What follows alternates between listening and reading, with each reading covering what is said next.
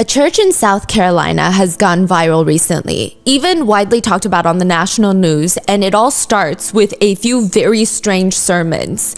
A younger looking pastor by the name of Pastor JP is on stage giving a sermon. He says, "If you ever want to know what's going on in my life, it's always what I'm preaching about. God is so good to do that every single time. One day, I'm going to preach about getting rich, strong, healthy, and finding a hot wife that loves Jesus. That's what I'm going to do." I'm just kidding. I told you I shouldn't be here today. I shouldn't be here today. He holds both of his hands up like he's surrendering, and it's kind of, the whole congregation laughs. But maybe it's a slightly uncomfortable laugh, because there, on his ring finger, on his left hand, is a wedding band.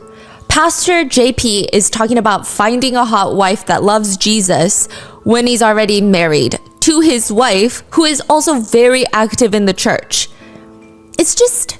It's weird. It's humiliating for his wife. It sounds like he wants a new wife. Honestly, that's what it sounds like. Like he has very weird humor? Is that what it looks like? Or he's not being serious? It sounds like he's being a little serious, but he's trying to laugh it off. And people don't know how to react. Yes. It rubs a lot of people the wrong way, as it should. But that's not even what makes these sermon videos circulate all over mainstream media and on social media. It's not until a few weeks later, Pastor JP gives another sermon. Pastor JP is standing in front of his congregation where he says in this high-pitched, shaky voice, "I got to lay next to her, spend time with her about 4 times this week, and each time it still didn't hit me. I thought she was going to wake up, I even tried to raise her from the dead one time this week. And, What? This sermon is from his wife's funeral after she was found dead in a national park. A sermon Pastor JP gives on how he tried to resurrect his wife from the dead because he couldn't believe it. But in that sermon, he fails to mention that she was in the process of separating from him. She had alleged that he groomed her since she was 15 years old, that he was allegedly having an affair with another woman from the church, and a long list of allegations of abuse that have been made against him. That was omitted from the sermon. This is the case of Micah Miller, and everyone wants to know, what exactly happened to the pastor's wife? We would like to thank today's sponsors who have made it possible for Rotten Mango to support Justice for Micah's GoFundMe. Her sister Sierra Francis has taken on the full-time job of managing the family's fight for justice. This GoFundMe campaign serves to assist the family with legal fees as they fight to get answers in what could be probably a very long, complicated judiciary and investigative process. All the GoFundMe information, where to donate, they even have t-shirts where the proceeds will go towards supporting the family. They have engraved bracelets, memorabilia, a gallery wall, tip line, any and all of that information will be in the description. This episode's partnerships have also made it possible to support Rotten Mango's growing team. We would also like to thank our listeners for your continued support as we work on our mission to be worthy advocates. As always, full show notes are available at rottenmangopodcast.com. A few quick disclaimers on today's case. Everything covered in the episode is what was available at the time that this episode was filmed. The investigation is still underway, meaning almost anything can change. We will do our best to keep you updated with possibly a pinned comment below if there's any major updates. However, we do encourage you to check Justice for Micah's webpage. They have an updates tab. As for content warnings, there is mention of self-exit, DV, allegations of SA, child SA, grooming, struggles with mental health, and brief mentions of religious trauma. The discourse surrounding religious trauma involves Christianity specifically. However, the events, behaviors, and even quotes from people involved in this case are inaccurate representations of Christianity as a whole. And one last disclaimer for today's case. There have been 0 charges, 0 convictions, even official persons of interest, let alone suspects in today's case. As of the date that this is published, the official manner of death has been ruled a self-exit with no foul play involved. All the following is alleged. The information is available online, netizen speculations, and in the States, you are innocent until proven guilty beyond a reasonable doubt. Some statements have been condensed for time, but these are all things to keep in your mind. This episode is also not to cast any suspicion on anyone or any parties in particular, nor is it made to sway your opinion on somebody. So with that being said, let's get started. A very bizarre video of the local pastor of South Carolina goes viral. This time it's not a sermon, but it is of Pastor JP. He's laying on the grass with his cheek up against the ground. His face is almost all smushed into the grass. It looks like he was about to get out of his car, but his whole body went limp and he dives face first into the grass. He's like half in his car, half on the grass. And it just looks like, for some reason, someone put super glue onto the grass because he's not getting up. His face is not moving. It feels like he's stuck in that position. His palms are just digging into the ground. The video is taken by a worried passerby who knew Pastor JP, but also knew that Pastor JP was recently upset because his wife was leaving him. He had 5 kids that were no longer going to have both parents in the house, and he was just going through a lot. The person recording asks, "What's the matter? Are you okay? What's the matter?" JP starts talking, and this JP stands for John Paul, by the way. How old is John Paul? At this point, he's probably, wait. It was 2015. He's 44 today. So like 34? 35? Yeah, he's like 35 in the video. Oh, wow. JP starts talking in this incredibly high-pitched voice.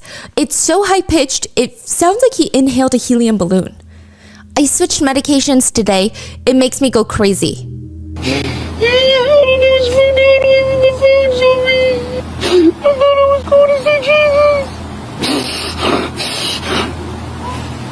Okay. But you got Mark coming? Okay, but you got Mark coming to help you, right? He continues to blubber between sentences and he starts sobbing. I feel these ants. They keep biting me, bite me everywhere. Is your medication something they gave you?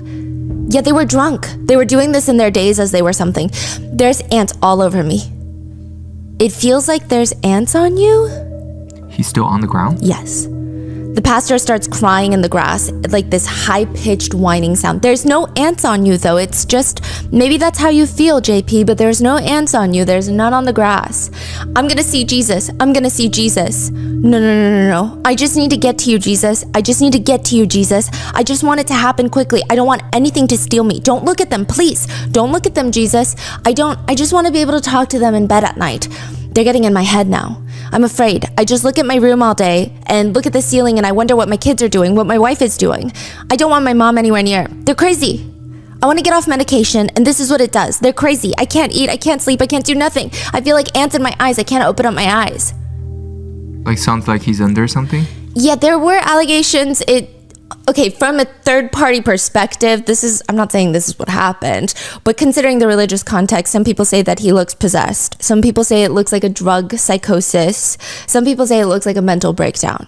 But it's definitely not normal behavior at all. Now, the pastor goes completely silent, almost catatonic silent, just laying there breathing, and the neighbor starts zooming in on his face. It seems like either Pastor JP is losing it or perhaps in some sort of, like I said, psychosis. The video itself is very alarming and just unsettling, bizarre. I'm not even sure what the right word for it is. It's just a very strange video, made even more strange by the fact that this is a pretty well-known pastor in South Carolina that's the subject of this video. But the timing of this video being posted onto Facebook and the caption that is uploaded along with it makes the video even more intriguing. The video was posted onto Facebook May 10th of this year, 2024, a few weeks after Pastor JP's wife was found dead in a national park. The caption reads, I believe the saying goes, getting a taste of your own medicine. And I mean that quite literally. You have used and abused for way too long, JP, only to get up on that pulpit and consistently discredit your victims by airing out intentionally degrading and inappropriate personal information. Doing that allows you to control the narrative. Now we have the death of your wife that you claim only took her life because of mental illness. Fact is, JP, nobody was ever mentally ill until they met you. You are the common denominator in all of this. This video is only proof that you yourself have issues and you know what medication can do to someone. JP, I could have done this anonymously, meaning the poster could have posted this video anonymously. But I want you to see it's coming from me, so you don't go after anybody else. You know I've got receipts, and you know I'm not scared. I have never met anyone like you.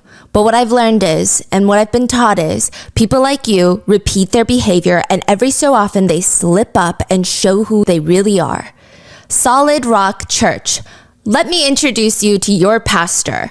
You don't see this version on Sundays. This is the guy that you allow to give you and your family counsel. The guy you share your personal vulnerable information with that he will use against you when and if you question him.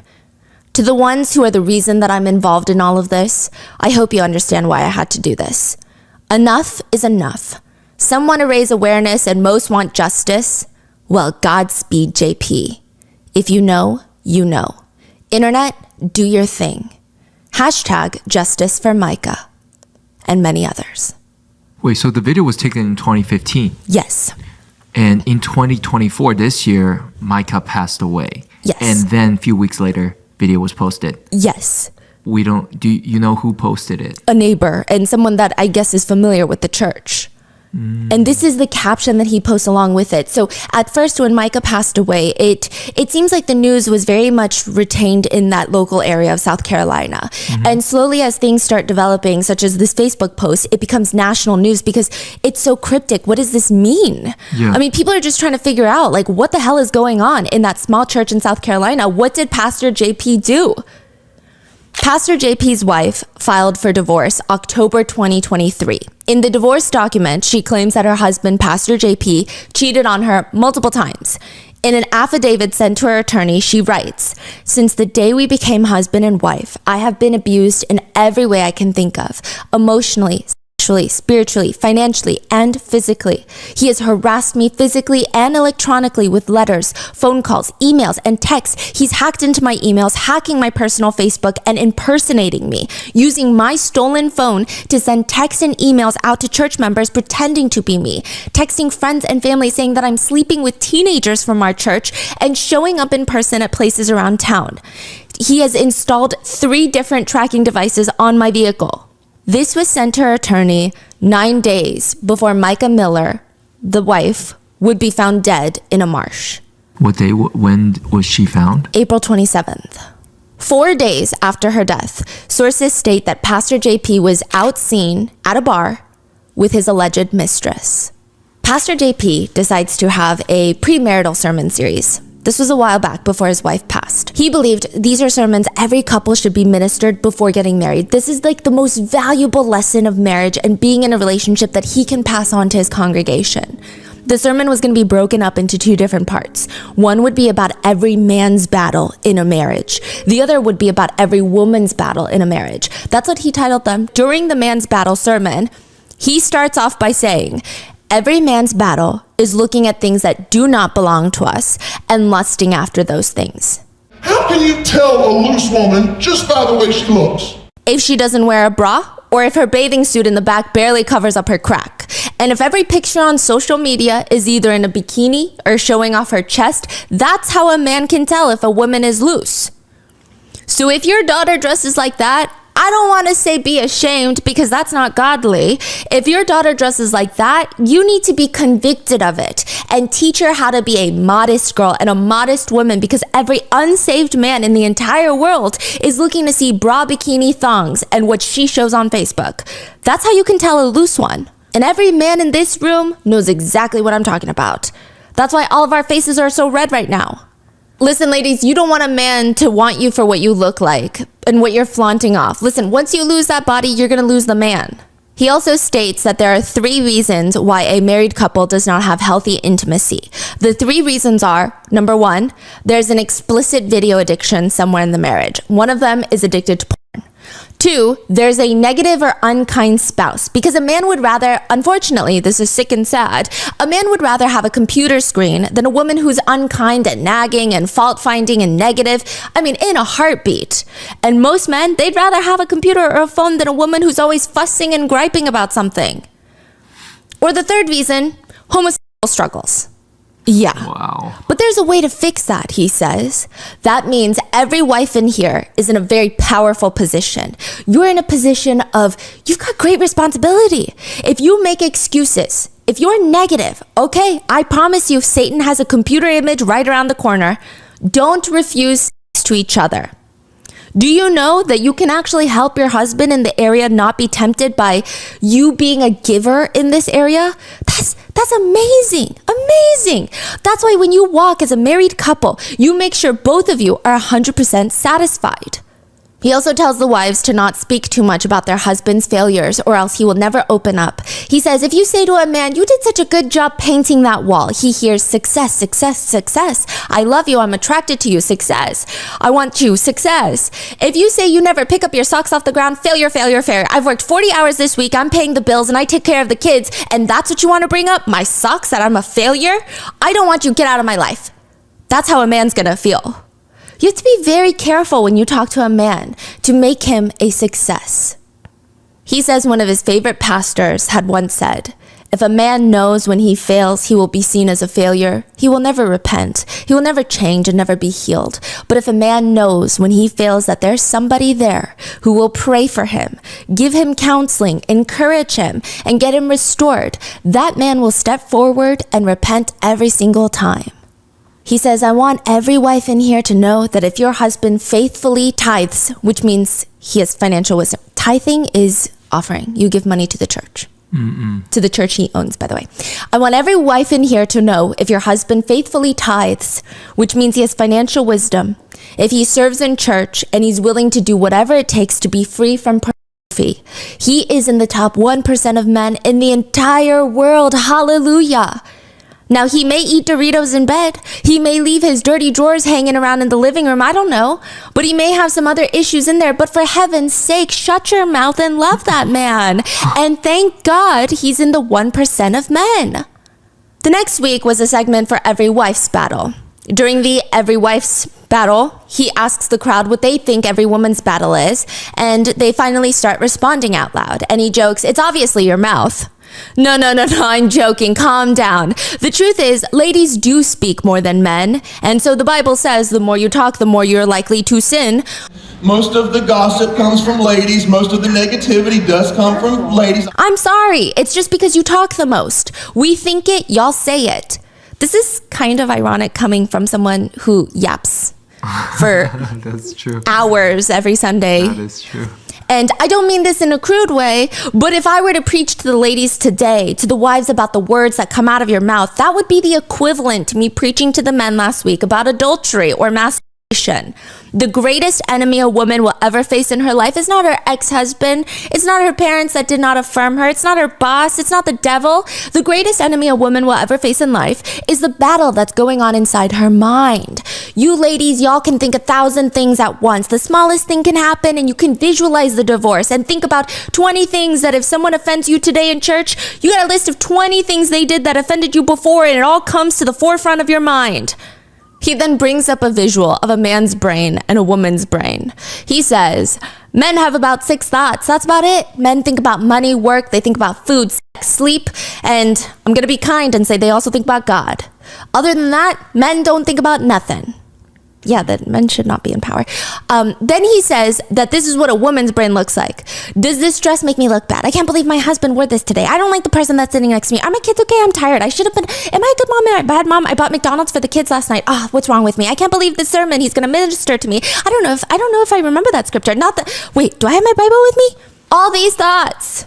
He said he compares a woman's mind to a hoarder's house. Very cluttered, completely cluttered, and everybody else can see it too. He says, he also compares the clutter in a woman's mind to be equivalent to a man committing adultery. If you go and think, my husband never closes the pantry door and you want to bring it up every time, you have to tell yourself, what if he never closes it for the rest of your marriage? Are you still going to be married to him? Of course you are. Then why bring it up? Why even think about it? Is it that big of a deal? And you think, well, no, it's not that big of a deal. Then don't bring it up if it's not that big of a deal. Of all the great things he does, and that's the one thing you're going to talk about, is that he doesn't close the cabinet doors. Just close them and let it go. Which obviously, as a woman with a very cluttered mind, I find great errors and faults in this very skewed way of thinking. But at least some people could argue, at least Pastor JP walks the talk. He's a great husband. He's in a loving marriage. Maybe he knows something. Maybe we're just spiteful people who need to find purpose. One day, JP's wife comes home and finds him in a compromising position with the babysitter, the girl that watches their children.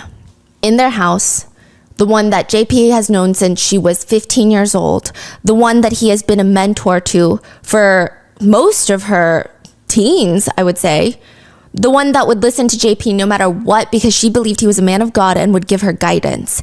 JP was having an affair with that girl, the babysitter, Micah Miller. So Micah is the second wife? Yes, and there's a lot of sentiment towards this because the first wife, you would think that she hates her ex-husband and probably the woman that had an affair with her husband. However, you'll see that the first wife maintains a close friendship with Micah. And there's a lot of reasons for that. We're going to get into it. A fisherman named Johnny was out in the Lumber River Park for a few hours now. He's out in the water. This is in South Carolina. He's enjoying his Saturday. He's drifting up and down, trying to be as still as possible so he doesn't scare the fish away. Lumber River Park is well known for having these incredibly smooth, incredibly slow water currents, making it very perfect for fishermen, kayakers, canoers of all skill levels. The average water current in the river is a striking 2 miles per hour. You know what else moves at 2 miles per hour? Ants. So it's very slow. It's not really a river. Wow. It's perfect for Johnny and other fishermen. There's a lot of alligators as well in the park, so you have to be careful. Perhaps that's why Johnny never goes swimming in the water. He basically only ever stays in his boat. He'll find a little spot, cast a line, and just sit in the safety of his boat. There's thick trees on both sides of the river, but people say the river feels more like a marsh. The water is that deep, dark green with the tree roots twisting into the riverbank. Now, it's mid-afternoon when Johnny first hears it. He hears someone crying, and he can't really make it out. It's very distant. According to reports, he heard it for just a few minutes, but when he looked around the riverbank to see if anybody was there crying, he would try to look into the tree lines, but it was so thick he couldn't see anything. Johnny himself said that if he had seen someone, he would have checked up on them all day. But all he heard was a soft, distant cry that lasted a few minutes, and then it stopped. The next thing he heard was a gunshot. But when he sits up and looks around, there's nothing. It's quiet. The crying has stopped. The gunshot is gone. Later that day, Johnny finds what he said was what do the ladies call fanny packs. It was just a few feet from the water's edge. It was black. It had a couple of items in there, including $500 in cash, a cell phone, and a small Bible. She had her keys in the bag. She had a little small Bible, all of her credit cards, her bank cards, and a few receipts of some things. And maybe 5 minutes after getting into the slough, I heard a cry, a faint cry. Heard it for maybe 2 or 3 minutes. Johnny discovers that the police were investigating the Lumber River Park. He hands the bag to the police and all of the contents inside. And inside the police find everything Johnny had said would be in there, plus a small wallet. The ID reads Micah Miller. The police would also locate Micah's black Honda Civic. The car tank is full of gas, and inside is a homemade sandwich that had been packed that remained untouched. In the cup holder is an open Celsius energy drink that was bought at a gas station recently.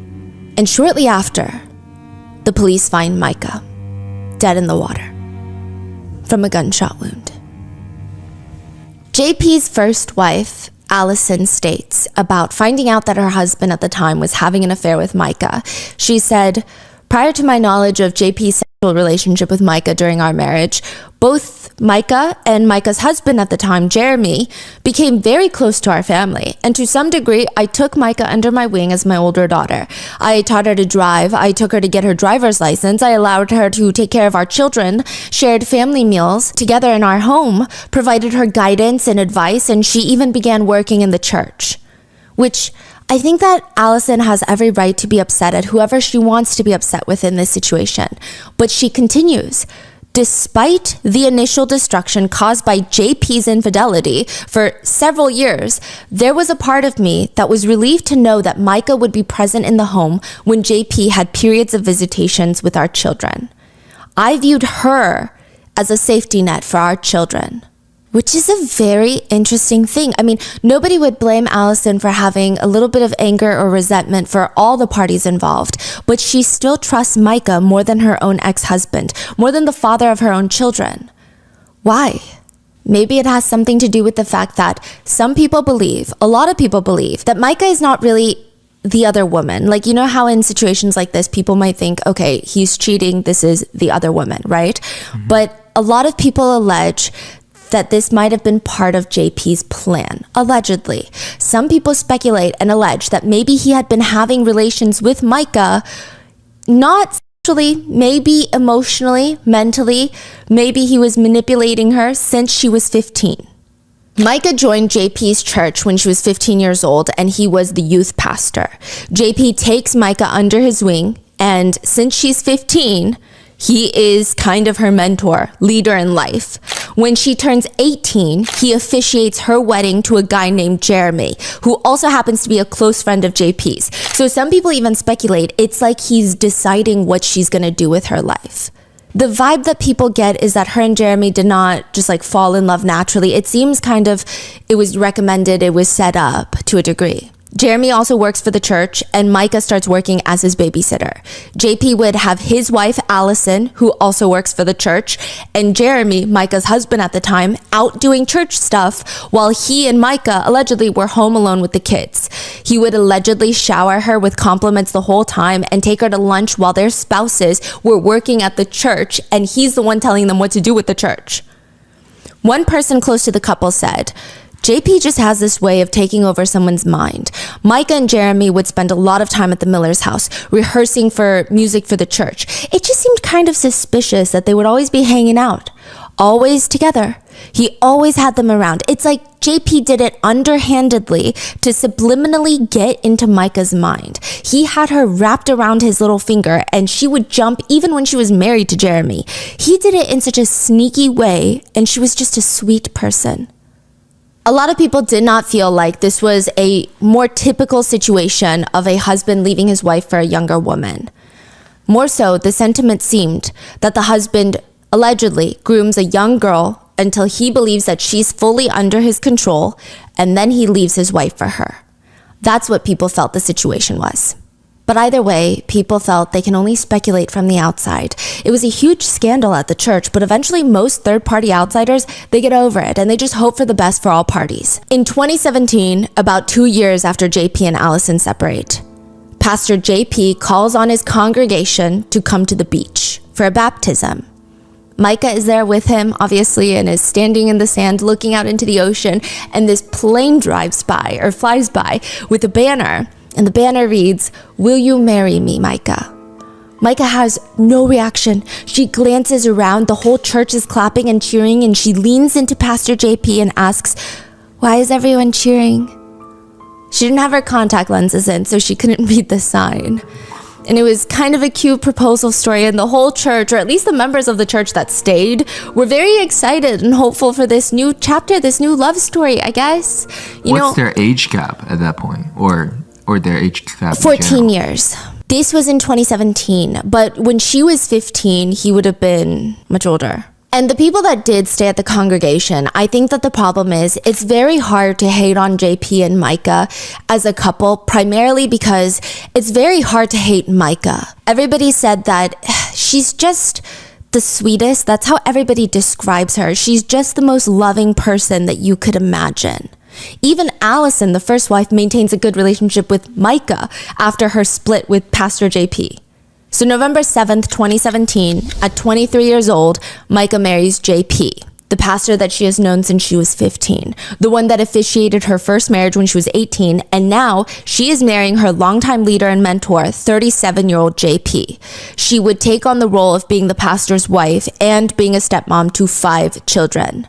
And yes, the way that their marriage begins is alarming, and it causes a bit of a stir at the church. I would imagine because of the major power imbalance, the affair, the fact that he's known her since she's 15 and he was 29 at the time, the fact that he was her mentor and pastor during those formative years, the fact that she's 23 and he has 5 kids that she's going to be a stepmom to. Like I said, the fallout was pretty big. It stated that a lot of people left the congregation, but the ones that stayed said, okay, well, hopefully JP is going to treat his wife this time the way God intended him to. But perhaps old sins die hard. A few years into the marriage, the gossip in the community was JP's son had joined the local soccer team, made friends with another boy whose parents are also part of the church. Well, now JP is allegedly sleeping with that kid's mom. So his son's soccer buddy's mom. Her name is Susie, and she is married. Now, both of them have denied the affair, but according to JP's ex-wife, Allison, it was pretty out in the open. It didn't seem like they were trying to hide it. Allison said JP would even use their son to facilitate play dates, if you will, with Susie and her son. And look, maybe Allison is at the stage where she's like, you, do whatever you want, you're my ex-husband. But she said that it was starting to impact the kids. She said the kids knew exactly what's going on between JP and Susie, and all their friends were talking about it, and it was causing their children stress and embarrassment. JP and Susie both deny having the affair, like I said, but Allison refers to Susie as his paramour, aka his mistress. But it seems somehow JP was able to gaslight Micah into believing that it was just another woman coming onto him, and he just lacked the guts to get rid of her. Again, this is all alleged, but allegedly in 2021, around August, Susie's husband, Chris, who is also part of the church, finds out what's going on between his wife and the pastor, and allegedly he confronts the pastor about the affair, and he tells him, "You leave my wife and children alone." 2 weeks after this alleged confrontation, JP is up at the podium at the church, and he says, "We are here today. It's very, very exciting. I was Chris's pastor, to preach a funeral in which I don't have to lie. It's probably my first funeral where I get to say all the truthful stuff." Funeral? Pastor JP was leading Chris's funeral, Susie Skinner's husband. About a week before Chris Skinner's death, JP starts a sermon on a Sunday by saying, "Don't ever let a test tell you who you are. This is an evaluation tool to help you confirm and personally analyze yourself. We all need a vision." He said that we're going to be doing a DISC personality test, DISC, which each of the letters stand for character traits. D for being dominant, direct, decisive, results-oriented, confident, focused on accomplishing bottom-line results, strong-willed, and forceful. I, influence, people that are outgoing and enthusiastic, optimistic, people-oriented, focused on building relationships and influencing others, often seen as very persuasive and talkative. S is for steadiness, patient, accommodating, calm, consistent, focused on operation and maintaining stability, often seen as dependable and supportive. C typically stands for conscientiousness, analytical and systematic, precise and accuracy focused, concerned with quality and competency, often seen as very careful and cautious people. JP tells the congregation that he took the test and he got incredibly depressed because he ranked D and I, dominant and influential. He said he wanted to be a pastor, and people don't like D's. They like the S's. The S's are the ones that are calm and sweet and steady. He said high D, their weaknesses, they're very direct. They're always thinking in their mind. No matter who's talking, they're always thinking this. Get to the point.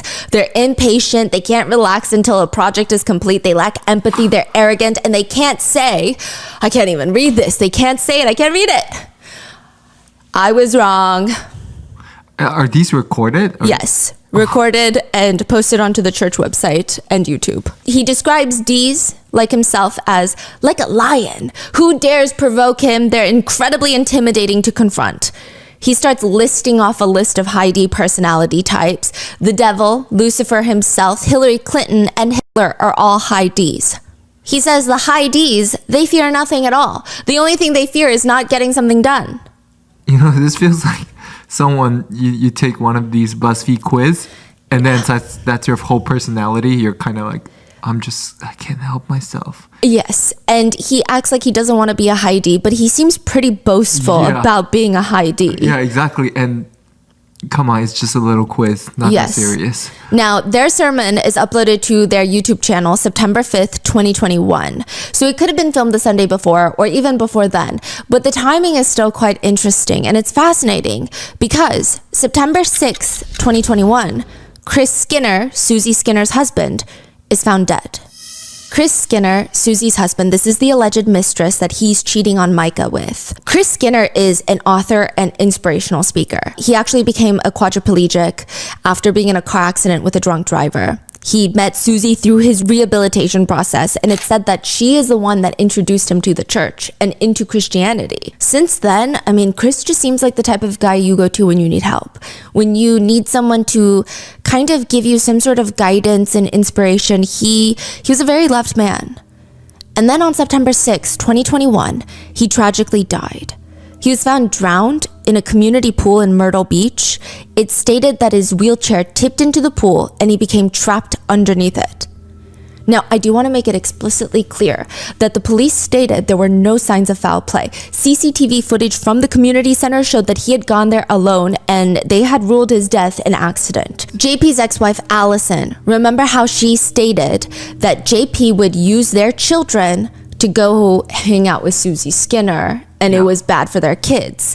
Well, she said that she confronted JP about exposing their children to the affair and not setting the right example by them, and she told them, don't ever let it happen again. Now, the interesting thing is, soon after this confrontation that she has with her ex-husband, Pastor JP calls her to tell her, hey, Susie's husband had died in a drowning accident. He sounds upset, and he asks Allison, this is out of the blue, to please pray. What? Allison said just the timing of it all of it is just so bizarre. She said all of it was bizarre. But I do want to make it clear once again that there's absolutely nothing that connects JP Miller to the death of Chris Skinner. But some believe that Chris was driven to self-exit. There are reports that the CCTV footage that is obviously not public shows Chris alone at the pool and he drives his wheelchair directly into the pool, is what it alleges. Officially, his death has been ruled a tragic accident. So this is all going on while Pastor JP is married to Micah. And also, you say Chris was at the pool by himself? Yeah. Is that something that he usually do? Is that something that happens? It doesn't appear that way. Right? It's kind of, the setting is very strange for him Very to be odd. there. Yeah. Micah has a very close friend by the name of Charlotte. Charlotte said she received a very bizarre message a little while before Micah was found dead. She said it was weird. She probably thought it was an accident at the time, at least initially. But she said that she had been added into a group chat with Micah and Micah's husband, JP. On what? Just text message. She gets added into this group chat with Micah, JP, and suddenly Charlotte is in there. They're not planning a trip. Charlotte doesn't even live in Myrtle Beach. She lives in Virginia now. It was just out of the blue. She gets invited into this group chat and she gets a text message from JP. The message reads, I would leave anyone or anything for you. I'm only asking for the same respect. Charlotte is like, what is going on right now? It's like being a fly on the wall for a marital fight. Why is she even in this group chat right now? Can they see she's in there? Yes, they added her. JP continues, you can't treat someone like shit and then leave. You're supposed to work it out. Stay and do whatever it takes. Please don't be selfish. This one time, I'm literally begging you to do the right thing, the godly thing, the only thing that will work. I need you, I want you, and I don't want to sleep alone ever. But if you choose this, I will not beg you to come back. I won't put up with this again. This is literally your last chance to make things right. I'm too old, too hurt, and you have put me through too much to continue letting you treat me like shit while I pay for your bills and do whatever you want. I need you to act like a godly wife this one time and prioritize your marriage over your family, friends, and feelings. Clearly, he's talking to his wife, Micah, and Charlotte is Micah's friend. Why would he add her? Clearly, they're in a fight. What does Charlotte have anything to do with this? JP then sends another lengthy text message. Charlotte is in this text so she can hold me accountable for this. What you've done in our marriage this time is totally unacceptable and no man would put up with it. But I'm willing to give you one more chance. I'm asking, 1, that you repent. 2, hear my heart and pretend like you understand why I'm hurt. 3, come home now. If you don't do these things that will help me feel loved, safe, and prioritized, then our marriage is officially over and I cannot allow my heart to be put through this ever again. I love you and I'm willing to do whatever it takes, but I will not be treated this way and defamed so horribly anymore. Nobody responds. What do you respond to that? He allegedly texts again. We used to be the best of friends and I'm shocked that you would throw all of that away. Maybe it's because you want to live with Charlotte. Why would you want to live with her? Or should I tell her? Go ahead, Charlotte. Ask Micah why she would want so badly to stay with you. Please ask her. I'd love to hear how honest she is. Since she threw me under the bus today with my church elders after everything else you've done. By 9 a.m., there will be nothing left inside this house that has anything to do with you. If you want your clothes, shoes, jewelry, pictures, furniture, books, anything that is an attachment to you, then you need to be here before 9 a.m. Everything is going to Goodwill. Finally, Micah responds in the group chat. Why are you being crazy? I just wanted to visit my sister. Why put your sister before your husband? That's the continual problem. Just once, put your husband first. Micah responds, I make 100 decisions a day that put you first. No wife would do this to her husband in the most desperate time of need. I'm coming to you. You're a horrible wife to do this. When I arrive, I'm gonna raise hell. Your siblings are gonna be up all night. If you leave now, I'll turn around. If you come now, you are trespassing. I don't care. Ha ha ha. That's funny. You can call the cops. You did this. Charlotte would later ask Micah what that was about, and allegedly, this whole fight between JP and Micah starts because Pastor JP wanted to play a little game that night. He said it would be fun, and he kept asking his wife Micah all these fun little questions, and one of them was, if you had to kiss a girl, which girl would it be? She said, what? No, I'm not responding to that. I'm not answering that. Micah did not want to answer this question. It's weird. It's uncomfortable. And maybe she knew that he would lash out at her regardless of who she picks, even though he keeps saying it's just a game, allegedly. But he keeps asking, allegedly. So finally, she just responds, Charlotte, because she wouldn't tell. Like, she's making a joke. You know, you don't kiss and tell. And also, Charlotte is like one of her best friends. And this explosively leads into a massive fight. It is alleged, where Micah leaves to stay with her sister for a bit to cool off. If this is true, then this is very concerning. It seems like if Micah doesn't get away from this guy, something very bad is going to happen very soon. Just the behavior of dragging another person into a group chat, that is so sick. Yeah, like he's obviously doing it to his advantage. Like I don't even know how to describe that, right? Like It's a setup is how I feel if this is true, if this happened. And I say that for legality purposes. My personal opinion is I don't know, that would be a very bizarre lie to make up, but who knows? Never say never, right? There are text messages that have been released. Those messages have been released. Oh, those have been released? Yes, so it happened? It's alleged because it hasn't been confirmed, and I don't think that we can confirm that's his phone number and he was the one texting on it. You get the legality. But it feels like a setup to me where somebody asks you a question and they're like, no, it's for fun. Oh, yeah, and then you respond. And then the part crazy. where he texts Charlotte and is like, ask her why she would want to live with you. Yeah. It's making it into something that it never was. And I'm sure, especially considering his sentiments for relationships and the fact that he thinks one of the 3 reasons that a heterosexual relationship cannot be intimate is because someone is having, quote, homosexual thoughts. I mean, I feel like he's probably putting a very strong stigma. Like, I think it's, he's homophobic. He's also like humiliating her in front of her friends. Yes. And just imagine like doing that in public. Now, October 2023, Micah files for divorce, and it seems like her life spirals into a living hell after this. She's separated from her husband, but everything is falling apart. One day, Micah is in her car and she's pulling out of the parking lot and she hears this bizarre popping noise.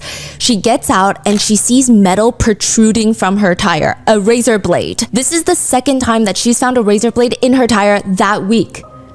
A Myrtle Beach police officer helps her change her tire so that she can drive to a dealership to get a new tire. The cop tells her it kind of looks like a tire deflation device that you can buy online. Meaning someone might have purchased this with their own money for the purpose of deflating her tire, aka slashing her tire. Micah drives to the local dealership and they tell her something even more alarming. While we were under there, we found what looks like some sort of tracking device on your car. I think someone's following you. They call the police, and while the officer is standing there, Micah gets a phone call from an unknown number, JP. She hands the phone to the officer, and the officer tells JP, hey, look, your wife does not want anything to do with you. You keep this up, we might even be looking at a warrant. This is after she filed for divorce. Divorce in the process. Yes. Now, that doesn't seem to do anything. It doesn't seem like anybody listens to her. The police don't really do anything. He doesn't really do anything. Because later, Micah would call the police again to state that the man she's avoiding approached her at a gas station. We have a video of this. She's in her car and she's filming JP walking away. And JP is saying, this video is going to be up on Facebook in a few hours. And Micah is saying, you're going to be in jail in a few hours. Walk away. Walk away. I'll show you the pictures. Do you want to go to jail? They'll be on Facebook in a few hours. Alrighty, you'll be in jail in a few hours. Walk away. Wait, why did he say that this video will be on Facebook? I don't know. It seems like he's threatening to humiliate her. Oh, he's recording too, or? Yeah, so he's like recording her recording. Oh. According to News 13, Micah reported 4 instances of finding GPS trackers placed in her vehicle. But in response, it seems that JP claims that his wife is mentally unstable. He alleges that shortly after their wedding in 2017, she was diagnosed with bipolar 2, schizophrenia, and dependent personality disorder. He claims the GPS trackers on her car are for her own safety. He said as long as she takes her meds, she'd be fine, but he has reason to believe that she's not taking her meds. He alleges that Micah was doing all right until recently a couple of women from the church told her that mental illnesses can be prayed away, which allegedly led Micah to believe that she doesn't need the meds anymore, that she would be cured through prayer. He also alleges that she did not want to take her medication because it made her gain weight and made her slur her speech. That's why she allegedly starts spiraling, which, I mean, I couldn't find any evidence of her spiraling. And he felt the need to track her through her car for her own safety. The police take no action. They stated that because they're not divorced, their car is marital property. So technically placing a GPS tracker on marital property, I mean, that's not illegal. Which I don't know if there's different state laws. I don't know if that is legally correct, but that's what they allegedly stated. So they didn't do anything. There is a Facebook group that Pastor JP was part of, or allegedly a part of. And the Facebook group is called Big Boobs and Nice Curves. April 8th, a few weeks before Micah is found dead, she finds a picture of herself, a topless photo of herself posted to that Facebook group. She knows it's her, even though part of her breasts are blurred. She knows it's her because whoever posted it tagged her old Facebook account. And there was only one person other than her that would have this photo because she's only sent it to one person. JP, Pastor JP. Micah reports it to the police, but they tell her since the photo was uploaded anonymously, there's no way to prove who even posted it. Additionally, they argue because she did send that picture to somebody, they own the picture. So they could technically post it. And really? Well, so they said they can post it the way they posted it because the nipple part of the breast was blurred out, which means it does not meet the South Carolina Code of Law for nudity. Was her face in there? I don't know. Now, there was nothing the police could do. Micah gets an email a little while later from JP, allegedly, and it reads, "I'm sorry for putting a picture of you on the internet. It was for less than 1 hour and immediately taken down. I was hurt that you were telling everyone horrible, intimate details of my past sin, and I just wanted to try and hurt you. Please forgive me. It was evil for me to do that." It seems like Micah knew that she needed to leave this very toxic relationship. She was already in the process of leaving, but she was terrified. Micah had tried to leave before.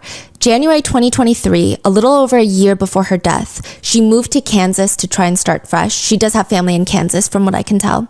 She joined a new church, she was making new friends, and it seemed like she was just trying to turn over a new leaf.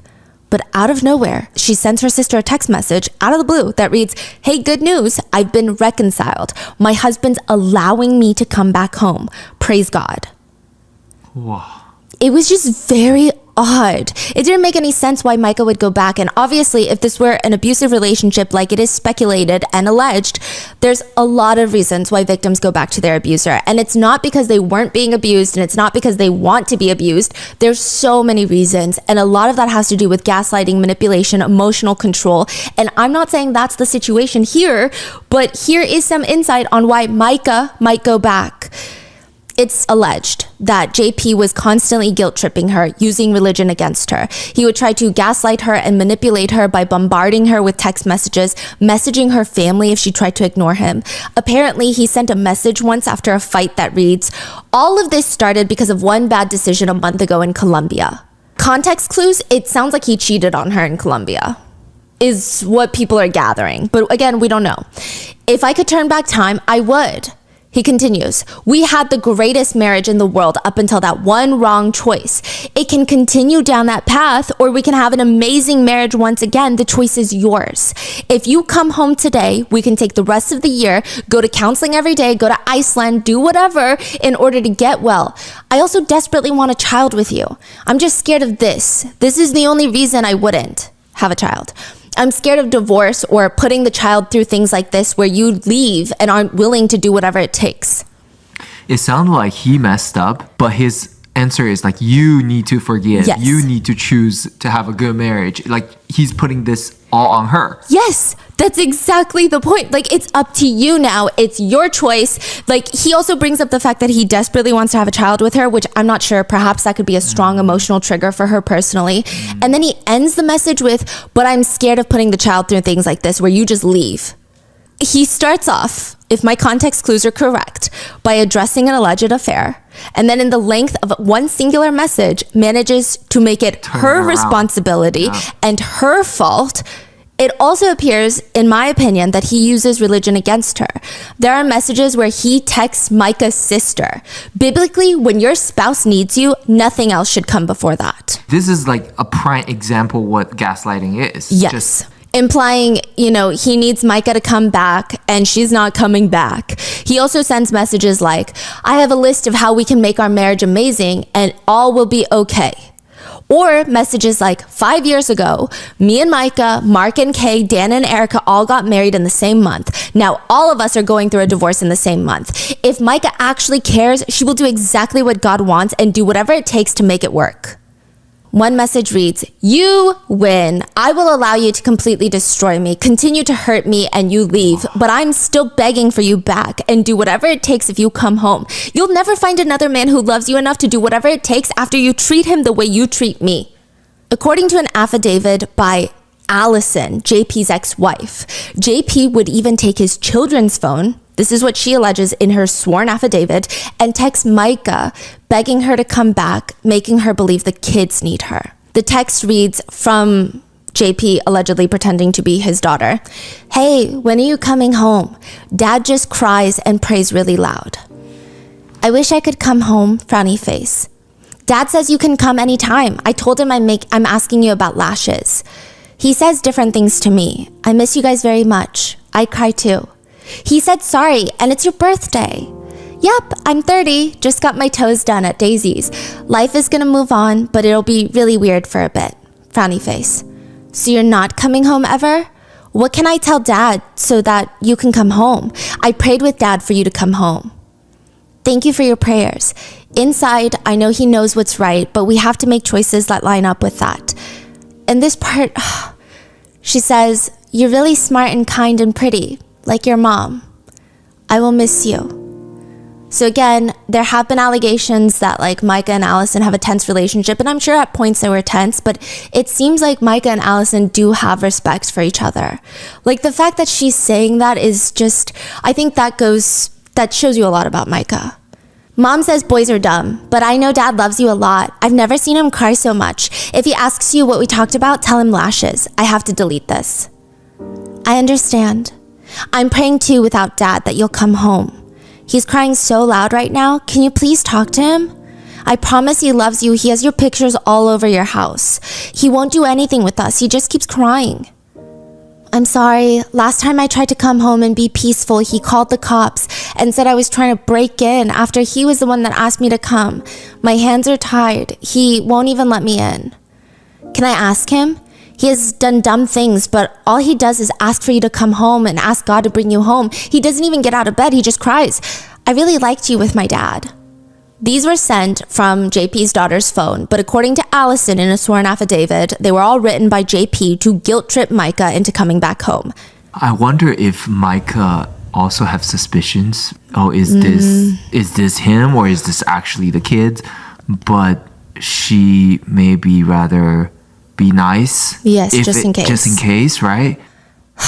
It does appear that JP always knew what to say and what to do to get Micah back. Something he would likely know how to do considering he had been Micah's mentor since she was 15 years old.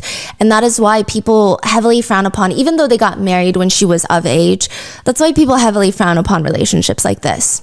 Because the mental and emotional control that you have over someone when you start a dynamic like this is just immeasurable in most situations. There are even text messages from Micah's family to Allison, JP's ex-wife, where one of the members of Micah's family texts, Allie, I'm begging you as a mother to mother, please talk to me. I promise no one will know that we spoke. I'm concerned for the safety of my daughter. I'm asking you, begging you, not to let JP know I've reached out to you. He will just further isolate Micah from us. Please. What are they asking of Alice? Allison, they just want help. They don't know how to get Micah out. Micah's dad noticed a shift in his daughter after the two got married, but it seems like a situation again where I know people might be like, why didn't the family do anything? They're trying, but what can you do? Even if they forcibly remove her and force her to stay away, it would only push her closer to him. There are allegations that he purposely isolates her from her own family. Micah's dad said, as soon as they got married, her behavior went downhill fast. She seemed to be more sad, more under control. I believe he compressed her. He just sucked the life right out of her and caused her to go downhill. There were a few incidents prior to Micah's death where she decided she couldn't take it anymore. She leaves the house and comes to visit one of her siblings, and JP apparently does not like that. It's stated that during one of those occasions of Micah being at a sibling's house to get away from the alleged abuse, JP finds out and texts, not Micah, but her sibling. I'm on the way to your house. Be there at 12:55. We will not let you inside. We aren't doing none of that tonight. That's fine. You can call the cops. I'm armed and ready. Armed? Who is armed? JP said, I'm armed and ready. They respond, armed? Question mark, question mark. Micah can fix all of this. This doesn't help anything. Threats and intimidation only make matters worse. I don't care.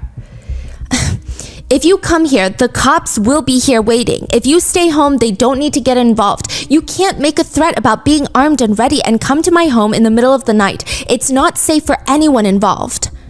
Fine by me. Haha, I don't care. That night in November 2023, so a few months before Micah passes, Micah's sister places a 911 call. 911, what's your emergency?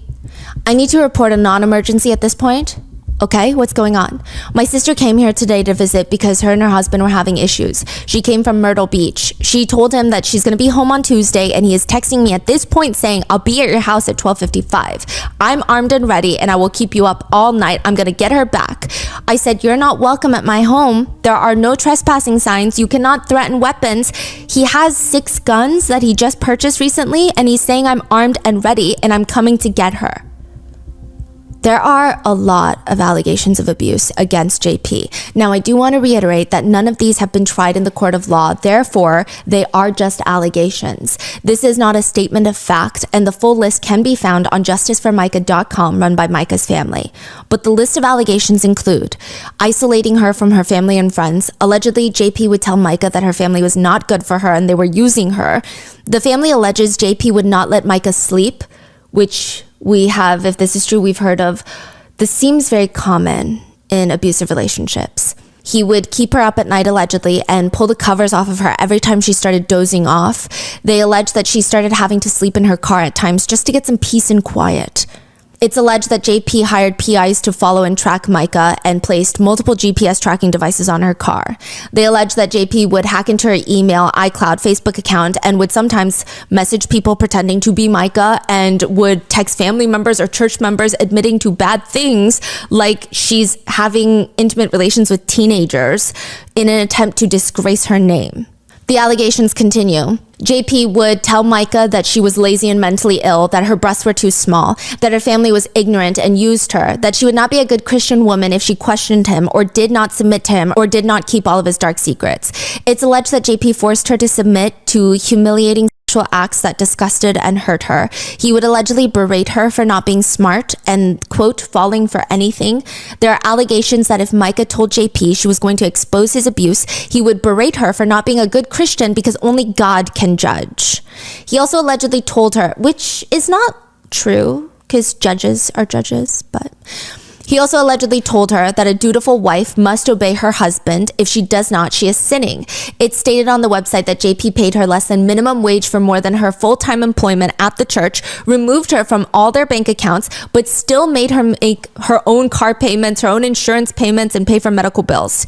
He would also allegedly randomly fire her for disobeying him and would only allow her to have her job back if she agreed to some sexual acts or other list of demands. It said if Micah ever hinted at exposing his abuse, he would also threaten self-exit and even threatened her whole family with gun violence. There are allegations that JP would punch holes into the walls of their home. He kept guns and knives in the home, keeping Micah in a constant state of fear. One big allegation reads, while she was hospitalized, JP demanded that she have sex with him while she lay in the hospital bed. JP forced her to perform sexual acts against her will and demanded she watch him in sexual acts with others and forced her to sit still so others could touch her body against her will. JP told her and, quote, preached on Sunday that if she did not submit to his every request for sex in any manner he desired, then it was her fault if he got his needs fulfilled by another woman or man. The allegation list continues. JP slashed 5 of her car tires. JP would take her purse and keys to prevent her from leaving the house. One allegation reads, JP cheated on her many times. He sent nude pictures of himself to another woman. He paid a woman from church $10,000 to destroy a sexually explicit video of himself. He flirted with other women. He sexted and dated other women. He paid for sex from both women and men. These are all the allegations. And the last allegation reads, physical abuse without marks. JP finger punched her in the throat. He held her up against the wall by her throat and slapped drinks out of her hands. And in public, he snatched a plate of food from her and threw it.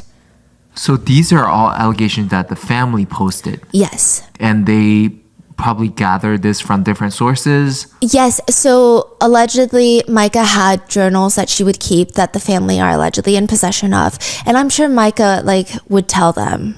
I don't know how deep she would tell them because I'm sure she didn't want them to worry too much. And that's typical of victims of abuse, is you don't want to worry your family members. But I mean, it's coming from the family. I say allegations because, again, they haven't been tried in the court of law. But it's not like me trying to question a victim's story or anything. Now, the most terrifying one, leading up to her death, it stated that Micah would tell her sister, quote, if I end up with a bullet in my head, it's not by me, it was JP. And that would be the exact manner that she is found dead. Allison, JP's ex-wife, would even state, on one occasion, while picking up our daughter, I observed holes in their walls, hinges off the doors, and pieces of paper taped to the wall with negative affirmations about Micah. I'm imagining Post-its of just mean, degrading things about Micah randomly stuck around the house.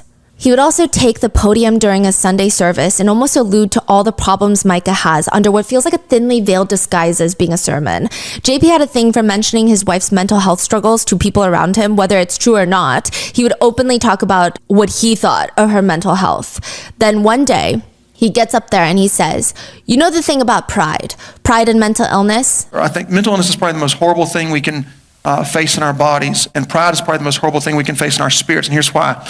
When you're mentally ill, it's the one sickness you have that you don't know you're sick. And you have to trust people around you because you're saying, no, they're lying to me. They're telling me I need medicine. I don't need medicine. Because the thing sick is your mind. And your mind is what you need to realize that you're sick, but you don't know you're sick because your mind tells you you're not sick. And your mind is the thing that's sick. Again, I don't know. I haven't looked into statistics, and I highly doubt that there would be valid statistics that I could quote. But I know a lot of people who struggle with their mental health, and I don't think any one of us refuses to take medication. I think most people who struggle with mental health want help. JP would also give these sermons based on the stories of his friends that he had this fellow pastor. He would talk about how his pastor was going through a divorce, that his wife just left one day. She was having an affair with one of his staff members. So in a day, the pastor lost his wife and his good friend, the staff member, all at once. Which it sounds like he's alluding to the idea that Micah is doing the same thing to him, when this is actually the exact thing that he did to his previous wife, Allison. Which, is this play about him right now?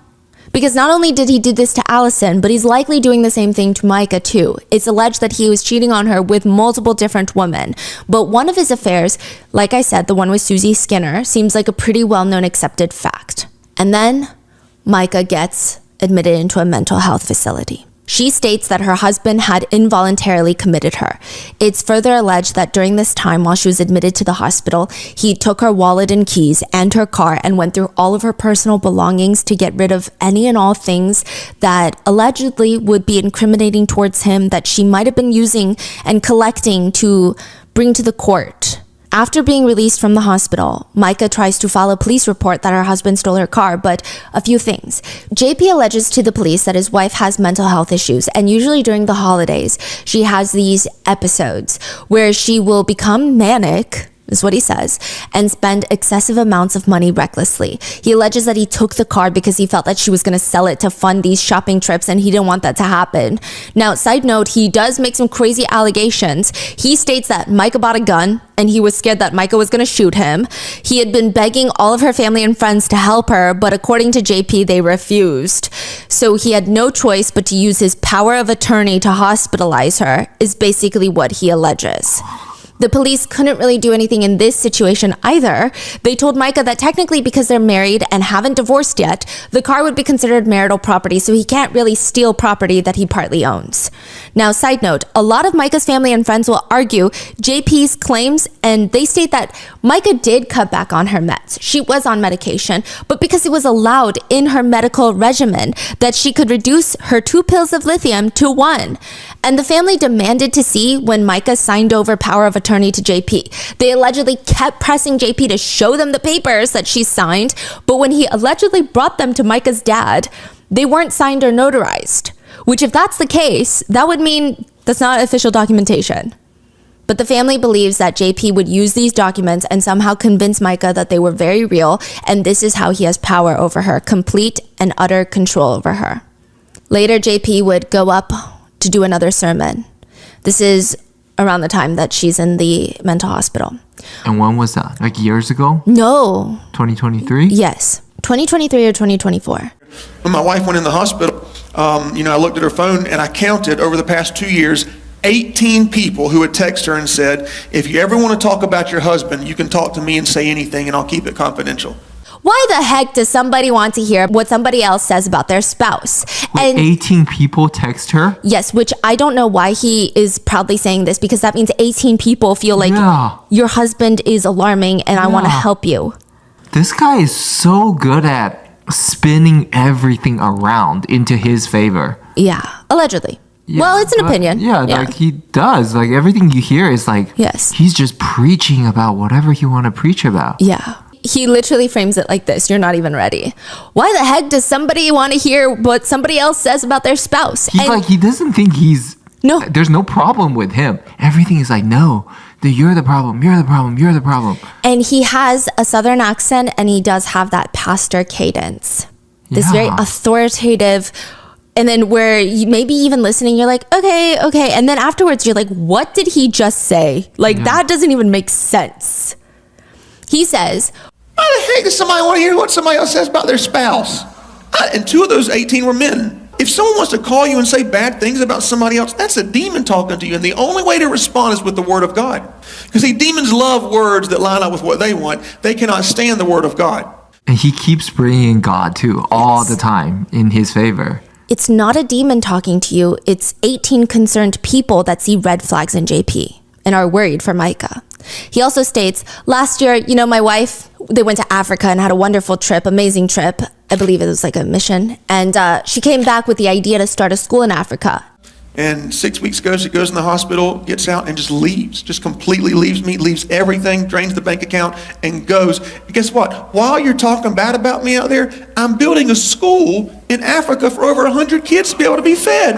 I'm just doing that. I'm doing the work. Now listen, I'm hurting more than I've ever hurt, going through so much pain you can't imagine. The congregation starts clapping. Listen, I'm hurting more than I've ever hurt before, though. So much pain you can't even imagine. Last week, I have somebody that's going to donate a plane to our church for me to be able to fly from Florida to Tennessee, North Carolina, and Georgia, for me to go and preach at other churches. Because listen, God gave me the idea that I don't care about other churches. I care about other pastors. And for some reason, I can develop a sermon on tithing, again, giving money to the church, on gossip, on strife, on supporting your pastor, and I can say things to the church that will bless the pastor. So now I'm getting invitations to speak at other churches all over the states around here, and we get a free plane I can go around in. So while you're talking about me on Facebook, look up in the sky and you'll see a solid rock logo on a plane. That's me going to Miami. So he's talking this to the whole church? Yeah. About Micah? Yeah. And the whole congregation bursts into cheers. Yeah, so imagine like what kind of power imbalance this is, and how would she feel to know that this is what he's publicly talking about her. Yeah. This is, again, I do want to mention, this is not representative of Christianity. I myself have a bit of religious trauma, but this is like so unhinged. If you hear about a pastor talking about a private plane ever, I think it's time to switch churches. It's just, even if it was donated or whatever, it's very alarming. Micah posts a video on Facebook, and if you just see these videos of him up on that stage preaching, and then you see the videos of Micah, it's so different. The way they carry themselves, the words that they use, the type of message that they're trying to spread. Micah posts a video on Facebook. So today my heart's a little heavy. I've had a lot of women that have reached out to me about situations of abuse. And I just want to tell you what a lot of people have told me lately, and reminded me, because I think I forgot. I knew, but I pushed it in the back of my head just because of my situation. But you are the bride of Christ. Before anybody else's bride, male or female, it doesn't matter. It doesn't matter what gender you are. Abuse is abuse.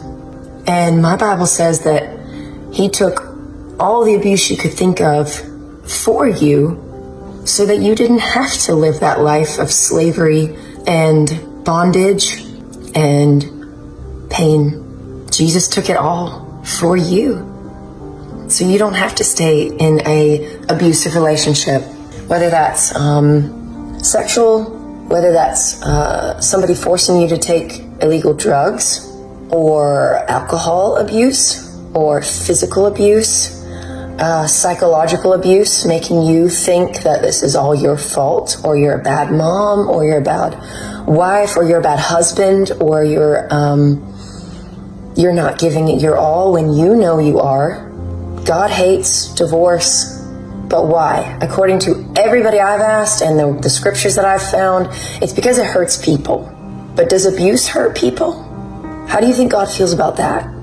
It seems like the way he uses, in my opinion, the way he uses the Bible is very for himself to confirm his actions and beliefs and choices. Yeah. And the way Micah uses it, and I'm not religious, but she is trying to find wisdom and trying to find strength in the Bible, which is how it should be used. Yeah. And she's trying to uplift people with her faith. It's very different. Oh, yeah. April 9th, Micah posts a picture of herself on Facebook, and the caption reads, "When terrible, terrible, terrible things happen to you," y'all know what I'm talking about, RPF, resting peace face, hashtag still blessed, hashtag God is good. And that would be the last picture she ever posts. Micah files for divorce October. Selfishness. I don't want to pursue anything out of anger or vengeance or anything like that. I just want to be free and have peace and keep my soul right. So, if you just text me and need another good counselor, I greatly appreciate it. Thanks. Bye. Micah's separation papers were served to JP April 25th, 2024. April 27th, 2024, she would be found dead in the water. Micah's family have alleged that when they found out about Micah's death, it was from a text message from JP. The text allegedly reads, "This is what happens when you try to encourage someone to divorce the person they love and tell them that they don't need medicine and that they're not ill when they are. Good job, Francis family." The family alleged that he starts texting about 100 people that night that she passed, and people start blowing up Micah's family's phones, and that's how they knew. Side note, even the way he announces to the congregation that Micah has passed is very bizarre and has gone viral. He doesn't seem to give time to Micah's family to let people know.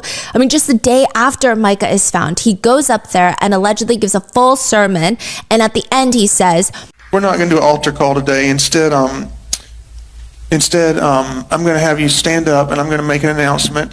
And after the announcement, I'm going to ask that you leave church quietly and don't talk about the announcement here in the building, please, if you can, so y'all can stand to your feet." Before I make the announcement, I also want to say that my request to you is that you will continue to come to church and serve and give. for the next, little bit, because I don't want to I'm taking a little bit of a break, and I don't want to have to worry about the church. My break may be a few days, a few weeks, I don't know. I got a call late last night. My wife has passed away. And it was self-induced, and it was up in North Carolina. And we're going to have a funeral for her next Sunday here at 3 p.m.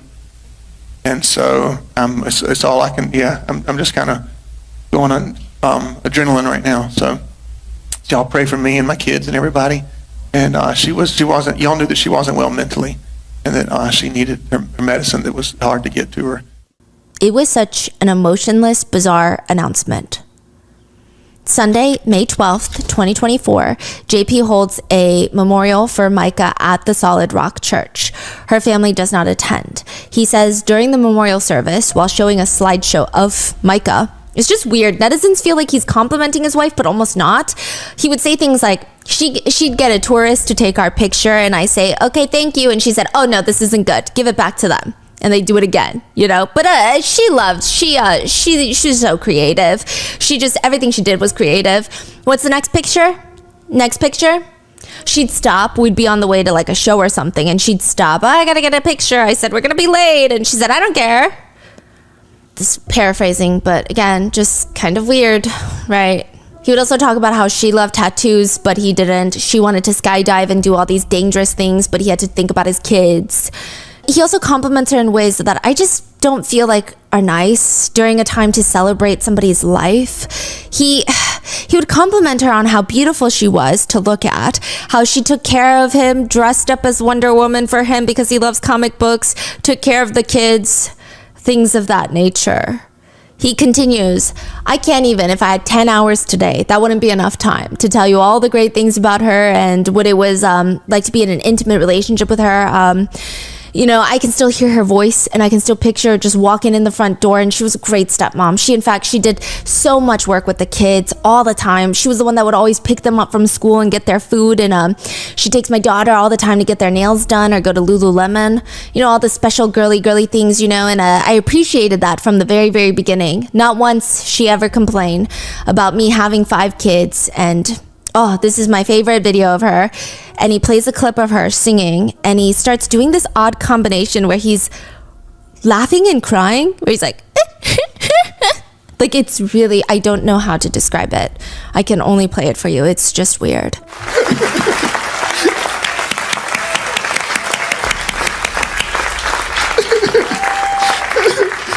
Imagine being married to that.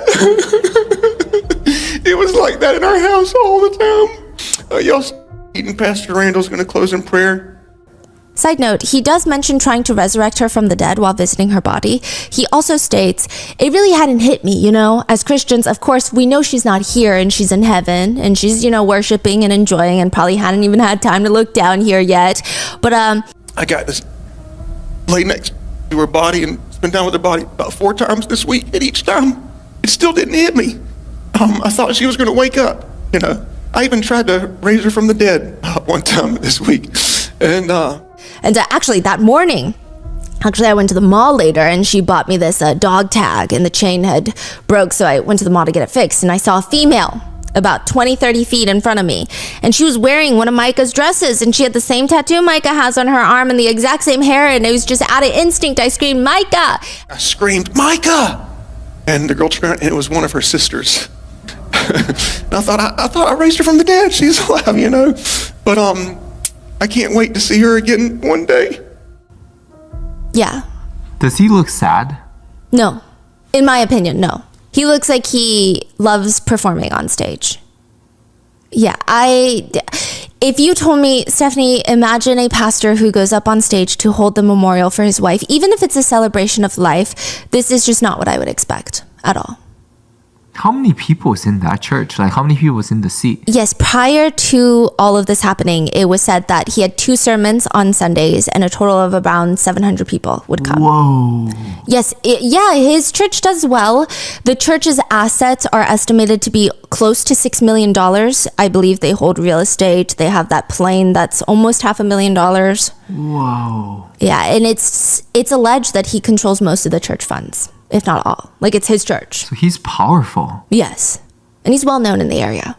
Now, it gets weirder. Apparently, JP wrote Micah's obituary, and it was a weird read. It's been condensed, but it reads, she and JP have been friends since 2009, married in 2017, and spent almost every single day and night together. She truly served Jesus and her husband with all her heart. She would praise her husband after every church service, telling him he was the best preacher in the world, even if it wasn't true. She also told him he was the funniest preacher in the world, even though that wasn't true either. Micah loved her family so much, which is kind of an odd obituary portion to begin with, in my opinion, but it also fails to mention that Micah filed for legal separation and he was just served papers 48 hours prior to her death. It's just weird. He would also later say in an interview with ABC 15 that she was probably the greatest wife anyone could ask for. She was incredibly affirming. We spent every night together for hours just talking and talking. But Micah's family hearing this, they don't believe a single word of what he's saying. They remember before she died, she told them, if I end up with a bullet in my head, it's not me, it's JP. When JP was 19 years old, he did something very sinful. He was indicted on charges of assault and battery of a high and aggravated nature. According to the Myrtle Beach Sun News, JP hit a 19-year-old girl twice with his car while driving high speed. It sounds pretty intentional too. Apparently, he was driving through a neighborhood where a lot of residents were out sandbagging their homes. That means putting out bags of sand so their lawns don't get flooded during hurricane season. Allegedly, there was a ton of road closed signs on the street, but 19-year-old JP is said to have put black tape on his license plate and started driving his truck down the road. This is when a 19-year-old girl that's helping her family sandbag their house tells him, slow down. And he hits her and continues to drive for about 300 feet. He finally slows down to the point where she's able to safely roll off. And then he just flees the scene. She okay? The 19-year-old girl stated she suffered from severe, painful, and permanent injuries. JP was arrested. His bond was set at $5,000, but he was released the same day. Eventually, he received a suspended sentence of 4 years, 3 years probation, 500 hours of community service, and an order to pay court fees. In 2022, he received a pardon for his conviction. Now, Allison, JP's first wife, would state his affair with Micah was not the most alarming thing during their relationship. The cheating wasn't even the biggest issue. The big issue was JP confessed to Allison and even some of the other church members that he was, 1, addicted to hiring sex workers, and 2, he allegedly admitted to being sexually inappropriate with several underage girls from their church.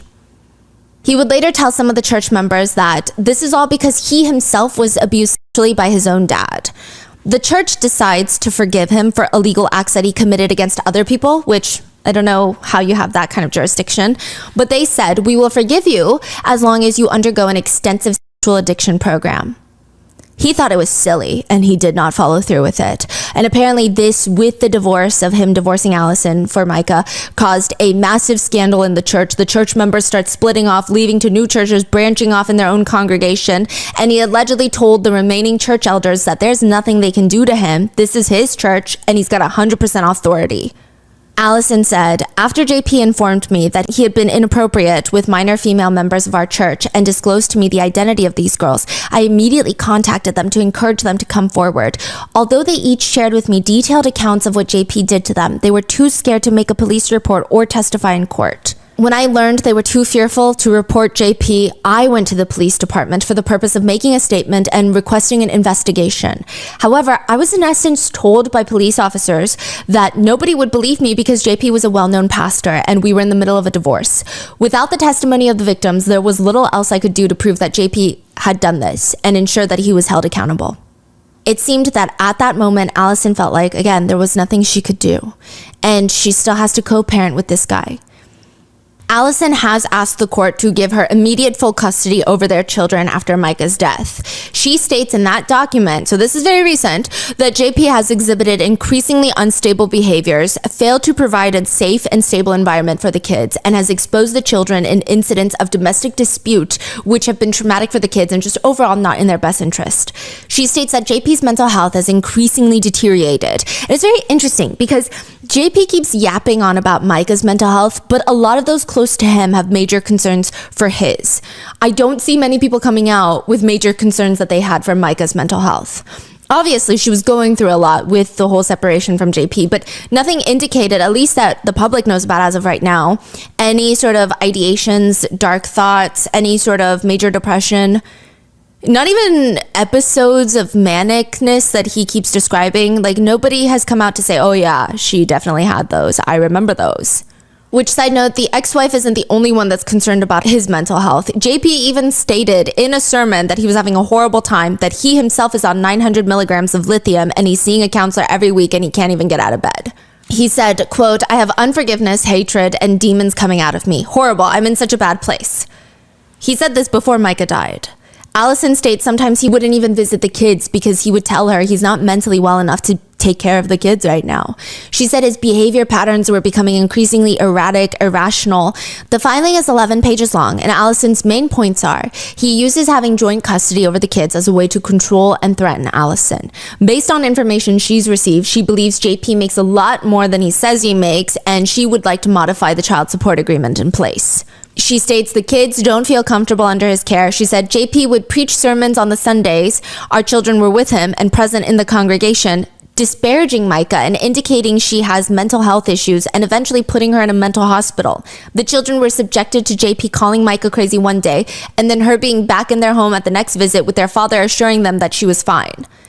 Allison also states that JP's mental health started deteriorating, or, quote, spiraling out of control after Susie's husband drowned in the pool.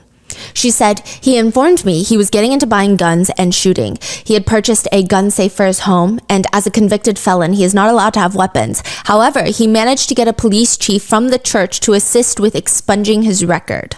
You could do that? Like, what? Apparently, the police chief also gave him a special police badge that instead of police, I guess it says pastor. So if he ever gets pulled over, he would likely flash it to the cop and most likely they'll let him go. So this is all ex-wife. Ex-wife is saying the police is involved in this. Yes. That's huge. Yeah. Like, for her to go against the police department. Yeah.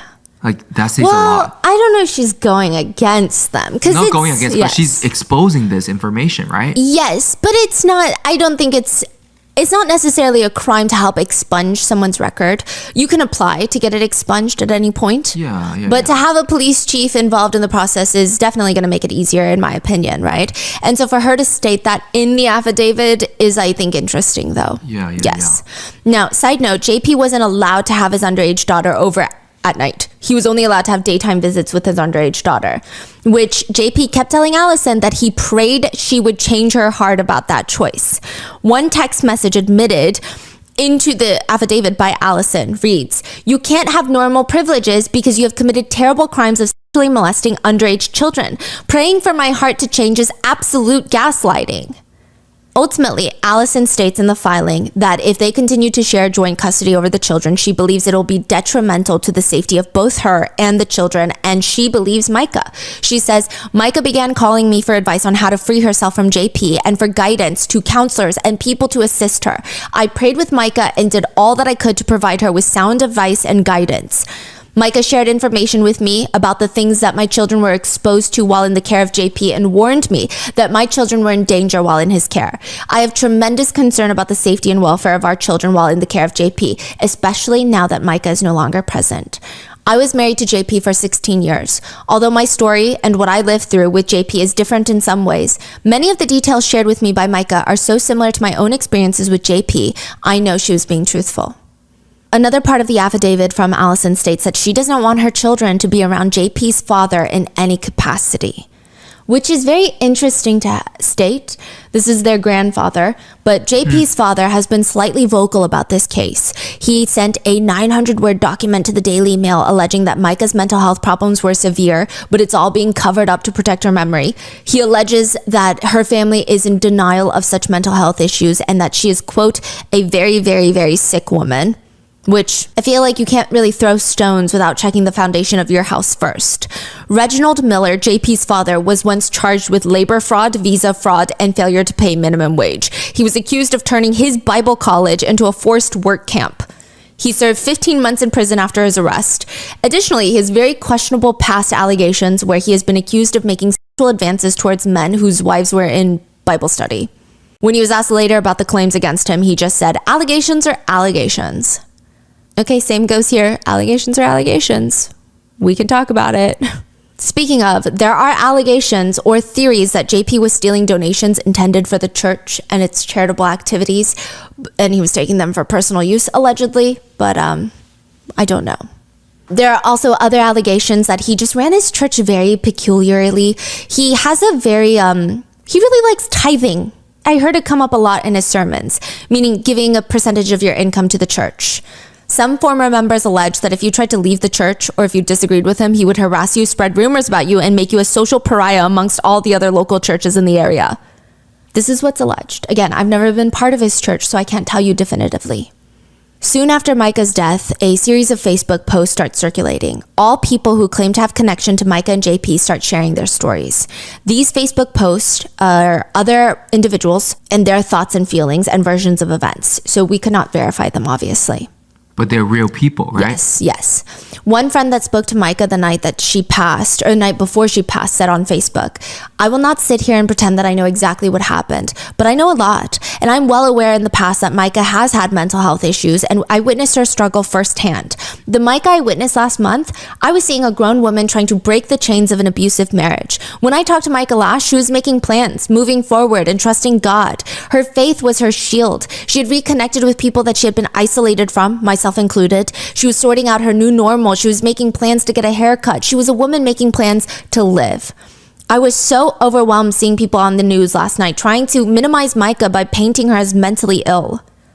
Another person close to the couple posts on Facebook a statement that reads, "What I'm about to say is my deep-hearted opinion. However, some stuff will be things that I've personally experienced. I've said it from the beginning, JP doesn't have the guts to kill anyone. If you truly know him, then you know that his biggest game is stalking, manipulating, and brainwashing. He is the one who will hand you the gun and dare you to do it, or the one to place it on the counter when he knows that they are at their lowest. Just listing examples here, I'm not saying he did or didn't have something to do with it at some level, or that he pushed this sweet soul to the point that she felt like she had no other option.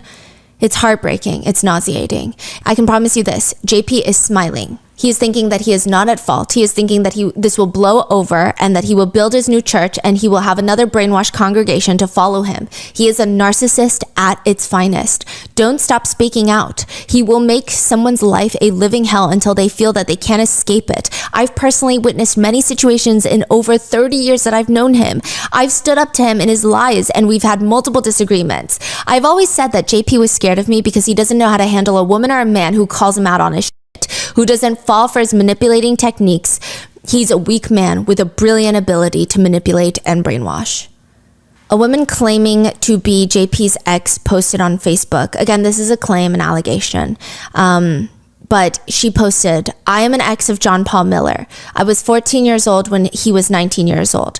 I was a child at the time, but I didn't see an issue. But at 19, obviously, he should have.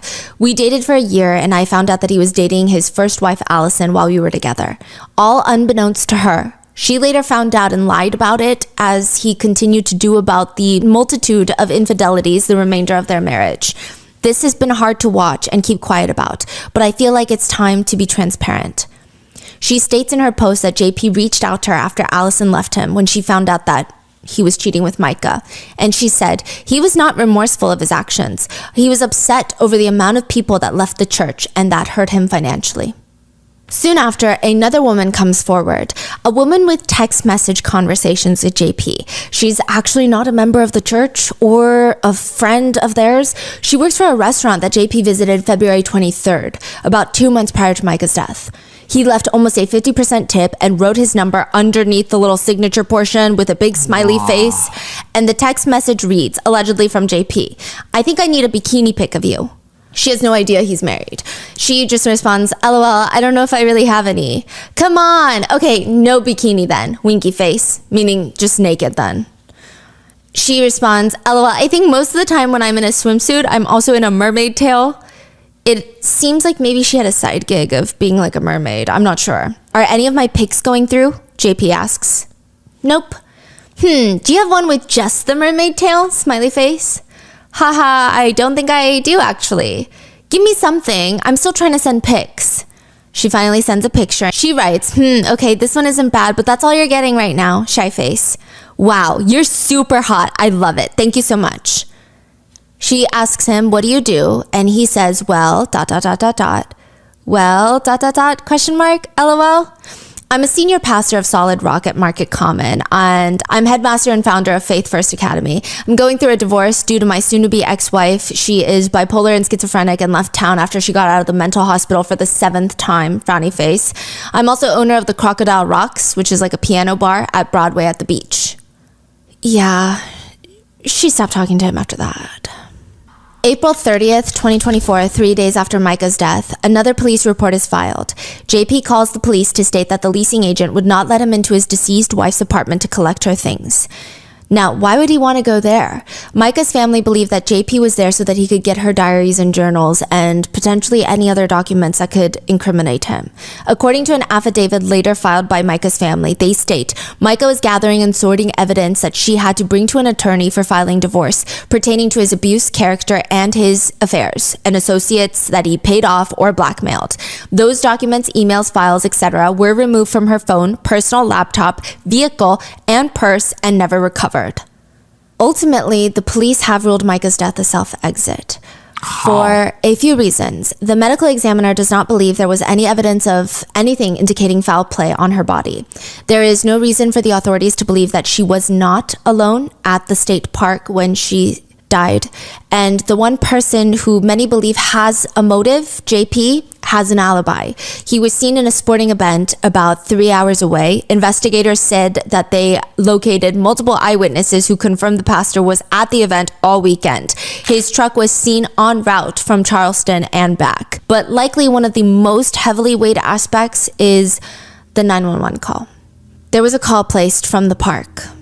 Robeson County 911, what's the address of your emergency? Hi, are you able to trace the location of my phone? You don't know where you're at? A national park. I have my location on. I think my phone, Find My iPhone is on. Lumber River State Park? Yeah, that's where I am. I'm about to kill myself and I just want my family to know where to find me. Okay, ma'am, just listen to what I'm saying, okay? Let me make sure I get the exact location where you are. Just 1 minute. That 911 call was placed before she passed. But still, a lot of people, including many netizens, feel like there's just so much more to the story. On solidrockmb.com, which I'm assuming is the church website, there is a little About Me section where JP writes a bit about him as the pastor. He writes, "We, your pastors, are very transparent. We are the exact same on the platform of Solid Rock as we are at home behind closed doors. What you see is what you get. We refuse to wear masks and play games. Rather, we keep everything out in the open. The whole truth is on display." JP has filed to seal all probate court documents involving his late wife, Micah. Which again, requesting to seal those records is not an admission of guilt.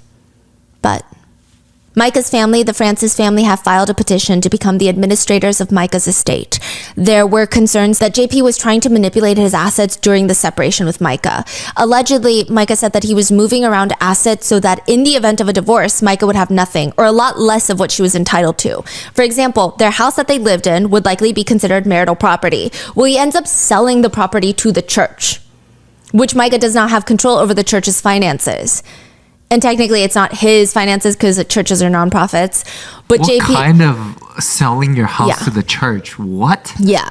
JP is also said to have full control over their bank accounts. I don't know if that's true, right? But the family wrote in the complaint, Defendant Miller's supposed sale of the marital home to the church is believed to have been an attempt to defraud and deprive his wife from her fair share of the marital estate. It's also alleged that other investments were transferred to his son's name around this time.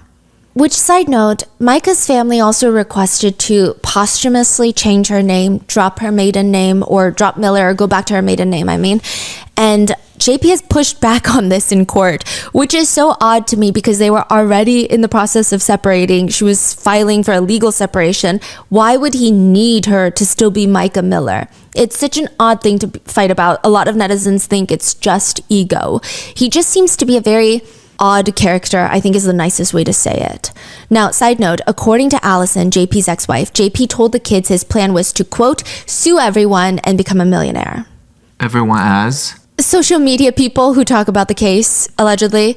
There are rumors online that he is hiring a PI or somebody like a PI to likely run background checks on people who talk about him on social media, I guess in ways that he does not like. So that's interesting. That's just a rumor as of right now, but Very interesting. JP and his attorney have denied any and all involvement in Micah's death, as well as the abuse allegations.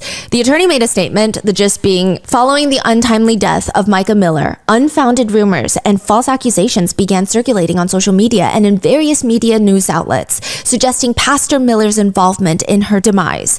This created a buzz, causing local and national media outlets to begin proliferating these falsehoods on a mammoth proportion. Our client refutes any report that suggests he ever abused his wife. It has come to light that Micah Miller struggled with mental illness, specifically bipolar disorder, which when not properly managed led to paranoid episodes and self-destructive behavior.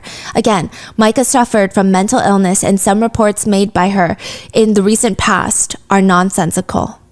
The statement also has a lengthy portion, basically saying that there are a ton of people on social media defaming JP, and they will take legal action against those people, etc., etc. But, what theories are they talking about? What accusations? Welcome to the theory portion of the video, where just like the rest of the video, I want to emphasize this is not a statement of fact. These are collections of sentiments, opinions, allegations, and questions that have been posted publicly online, and I've just compiled them for you to absorb the content quickly. Nobody at all, at least as of right now, as of filming, is even considered a suspect in this case, meaning nobody is guilty of anything. So keep that in mind, and always consider that the internet likes to do what the internet likes to do, which is theorize and speculate. Which brings us to our very first theory. The theory that Micah self-exited, which is it's a theory shared both by law enforcement as well as some netizens at this time. This is her official manner of death according to the ME and the police. Them plus a handful of netizens who have given JP the benefit of the doubt, as well as JP himself, have settled with this theory. It's argued the fisherman at the park that day heard only one gunshot go off. The pawn shop where Micah bought the gun had CCTV footage of the entire transaction. She was alone and did not seem to be forced to be there. The police found the receipt for the gun for the sale in her car. On paper, Micah allegedly had a history of mental illness, and according to some members of Solid Rock Church, they state they believe Micah had previous failed attempts at self-exiting. The only person that might have a motive to do something like this is usually, in most cases, the husband, but multiple eyewitnesses have come forward and have corroborated JP's alibi that Saturday at a sporting event. JP's truck was caught and time-stamped by traffic cameras 2 hours and a whole state away at the time of Micah's death. In Micah's phone, there were directions and multiple recent searches to the pawn shop where she bought the gun and to the park where her body was found. She bought the gun the same day. The one piece of the puzzle, well, I guess it's not really a puzzle to them, is basically a shut and done case for people who believe this theory.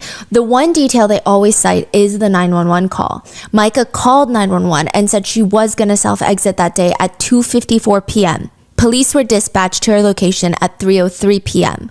If Micah did not self-exit and there is foul play involved, wouldn't her alleged killers need more than 9 minutes to flee the scene? Wouldn't it be in their best interest that the police don't arrive at the scene until they're long gone? Not to mention, the netizens who support this theory claim Micah sounded very calm in the 911 call, that it would be virtually impossible to force someone to make a 911 call like that against their will. However, there are a lot of netizens that dispute the theory's main points. Disputing through arguments and anecdotal evidence or speculations. Again, nothing has been shut and done in the court of law. But netizens have argued back against this theory by alleging if the fisherman heard only one shot, that would be one thing. But the Francis family and a park ranger have reported that they've found multiple shell casings at the scene. Could it just be another case of faulty eyewitnesses, faulty memories, or even planted memories? Bullets? Micah's family stated that there were multiple bullets found at the scene, and later it's going to be confirmed that there were 2 spent shell casings found near her and a live bullet, meaning 2 spent. They've gone through fired twice, which is not very common from what I can tell anecdotally of self-exit cases. Netizens agree that it looks like Micah goes inside and buys the gun at the pawn shop from the CCTV footage that is released. But a lot of people are questioning the CCTV footage. In certain frames of the CCTV footage, Micah has this hand tattoo of a cross, pretty big cross on her hand. It's missing in the CCTV footage. What? So is her necklace that she was seen wearing the day of her death. People think it's weird. Wait, have you seen the footage? Yes, I don't see the tattoo. Is it very blurry footage or? To me, it doesn't seem, because even if it's blurry, would you not still have a blurred outline? So they're saying this footage is questionable. Yeah, there's no tattoo. It appears there's no tattoo. Remember Micah's 911 call where she says she wants her family to know where to find her? She made the call and then walked from her car and the parking lot where her black Honda was found into the trails of the forest and off the beaten path, which some netizens feel defeats the purpose of making that call to begin with. And sure, Micah had a history of mental illness, but that is according to JP. Her schizophrenia, mania, playing chess with people who aren't there, that's what JP alleges, right? That's all what he alleges. In an interview with Anna Francis, Micah's sister, Anna claims that JP was actually the one who had been on schizophrenia medication for the past 20 years. She also states that at the end of Micah's involuntarily, held at the hospital, that the doctor, quote, at the end of that weekend where Micah was examined, and I'm pretty sure Faith Green apologized for it and said that she should have never been there. Everyone cleared her. She's completely sane, end quote. That's what the sister said. Netizens who don't believe Micah self-exited also cite that, sure, perhaps the chances of someone with past attempts of self-exit dying from self-exit are higher, but that doesn't mean the chances of them being murdered are lower, especially in cases of speculated DV. If anything, that increases her chances of being murdered. And those netizens who aren't fully convinced that JP had nothing to do with it, that Micah did not self-exit, they bring up the netizen theory 2 and 3, which is that JP killed Micah or that JP was the sole driving force pushing her towards her death.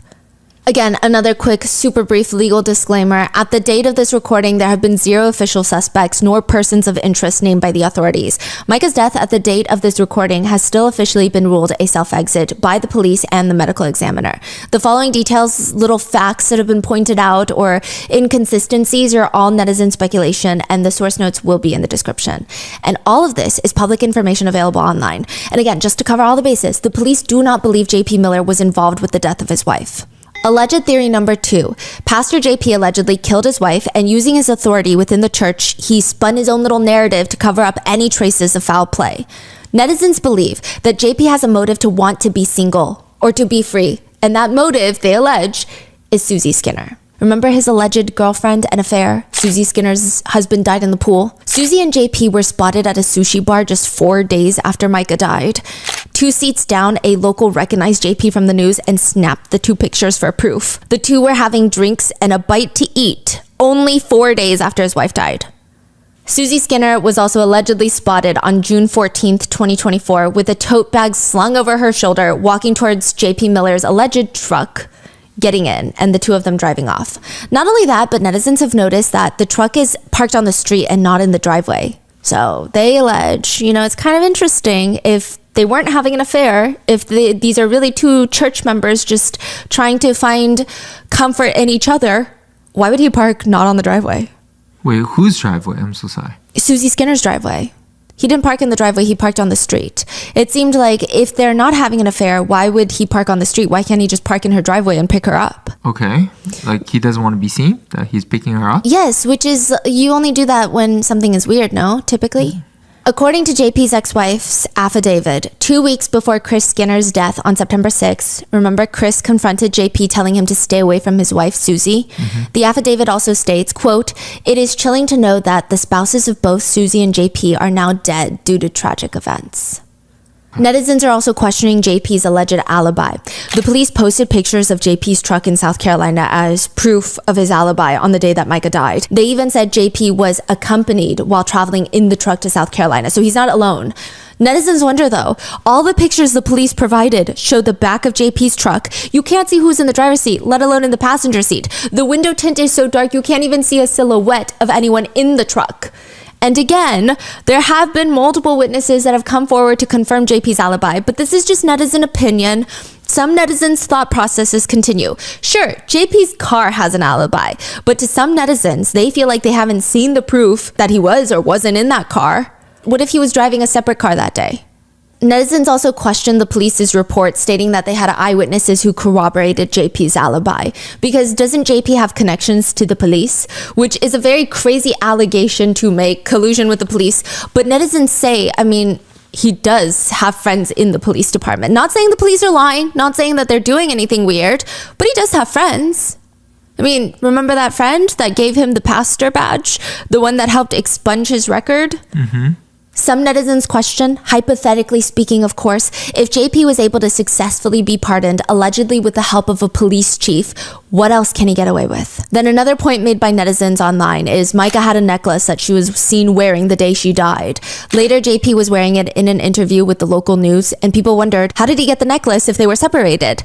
People thought it was strange. JP would claim that they gave it to her after he went to see her body, and he said he immediately put it on to feel closer to her because she loved that necklace. Other people argue, doesn't that seem like something a narcissist would do when they had a hand in your death? It just feels very gross, is what people say. Another reason that some netizens believe Micah did not self-exit is she did not leave a letter. According to her 3 sisters, brother, and father, and loved ones, she was a meticulous diary keeper. She loved journaling. She had started to keep a record of all the alleged abuse she was going through. Micah always loved Bible study, where not only do you read scripture, but you interact with it. You often write or discuss your interpretations. She committed things onto paper, typically in her daily life. So why would a self-exit letter be any different? Why would she not have one? Which obviously for self-exits, there is a lot of impulse involved. That is a factor to be considered typically. But some netizens just said it just feels so out of character. But of course, there are also netizens who argue the points made by this theory. They argue the biggest point or contention, though, is that netizens who disagree with the theory is the CCTV footage of Micah buying the gun.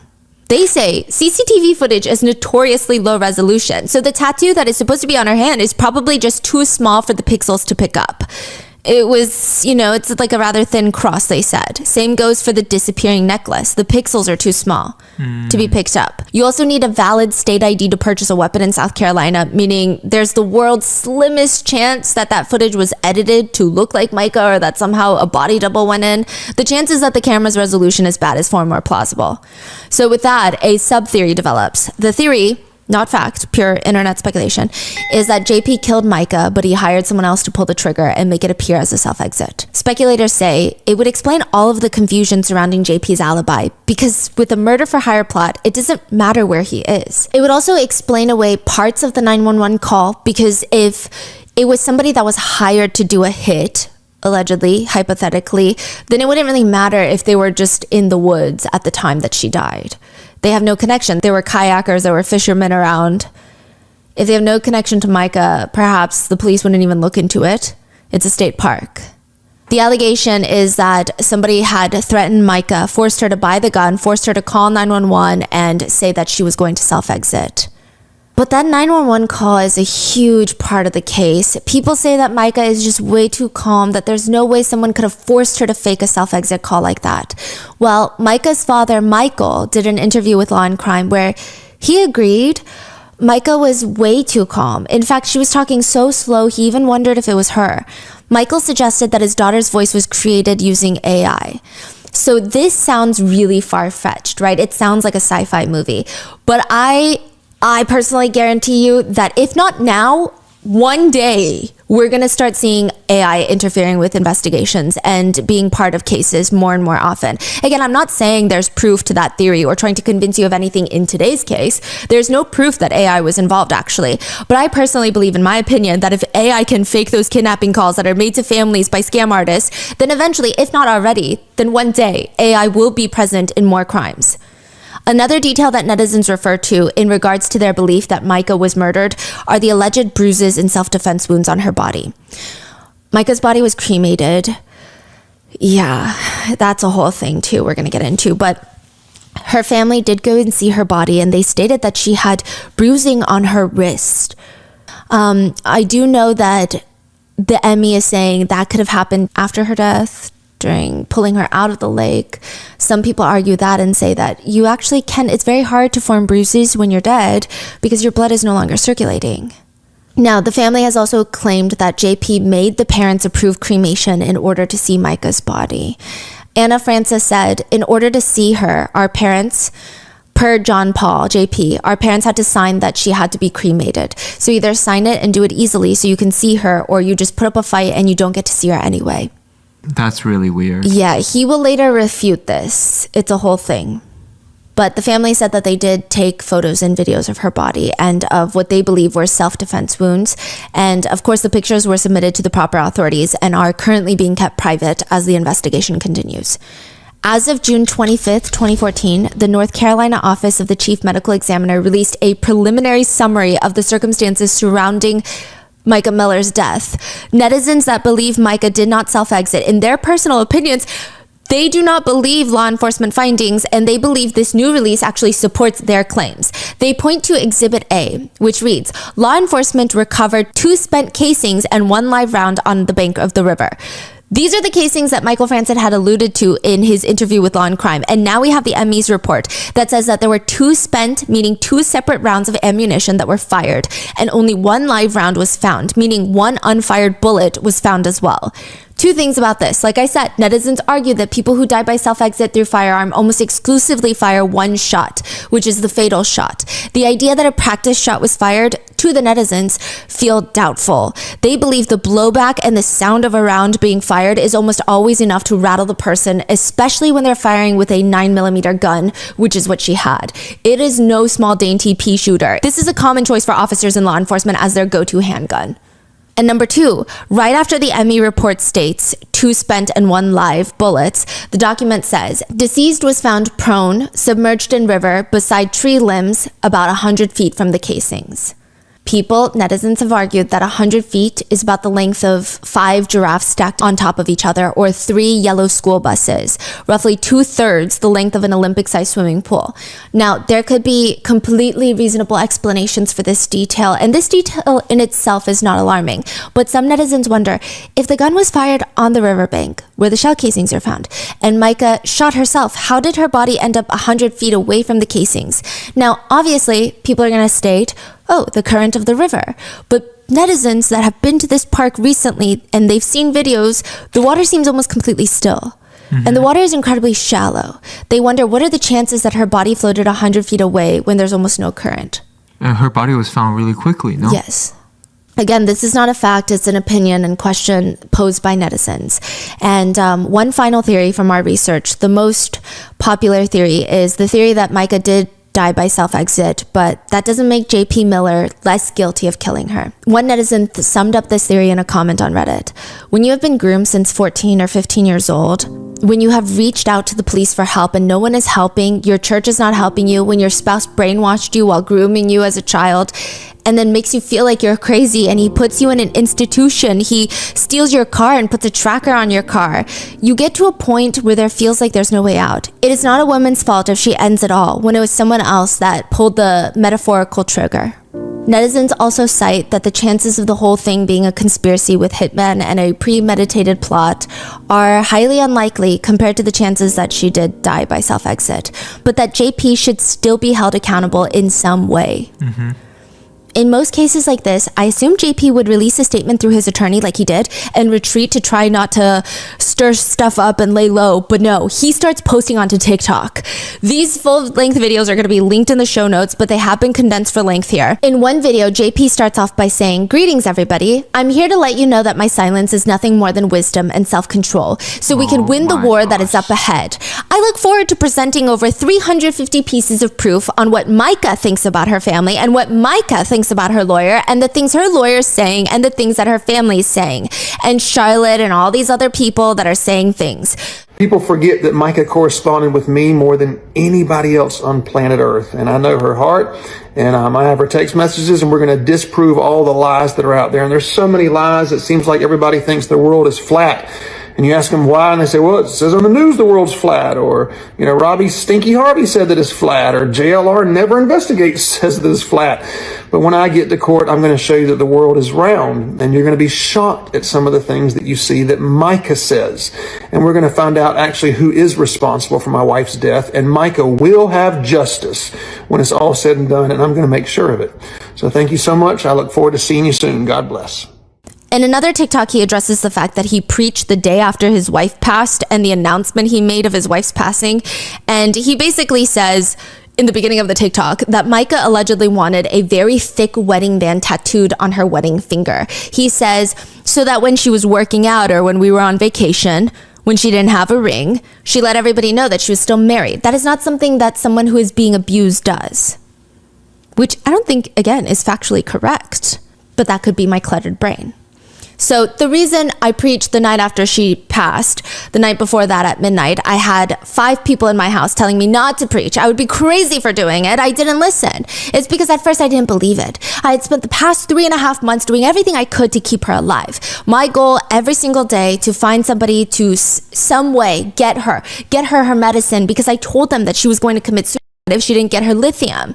And I went to her pastors, counselors, doctors, policemen, judges, friends, family, roommates, everybody you could possibly think of, and nobody believed me. So to get that call that night that it happened, I'm sure you can imagine what a failure I felt, as well as this just can't be true. It became my worst nightmare. There's no way. And so I thought maybe the family was playing a trick on me or something.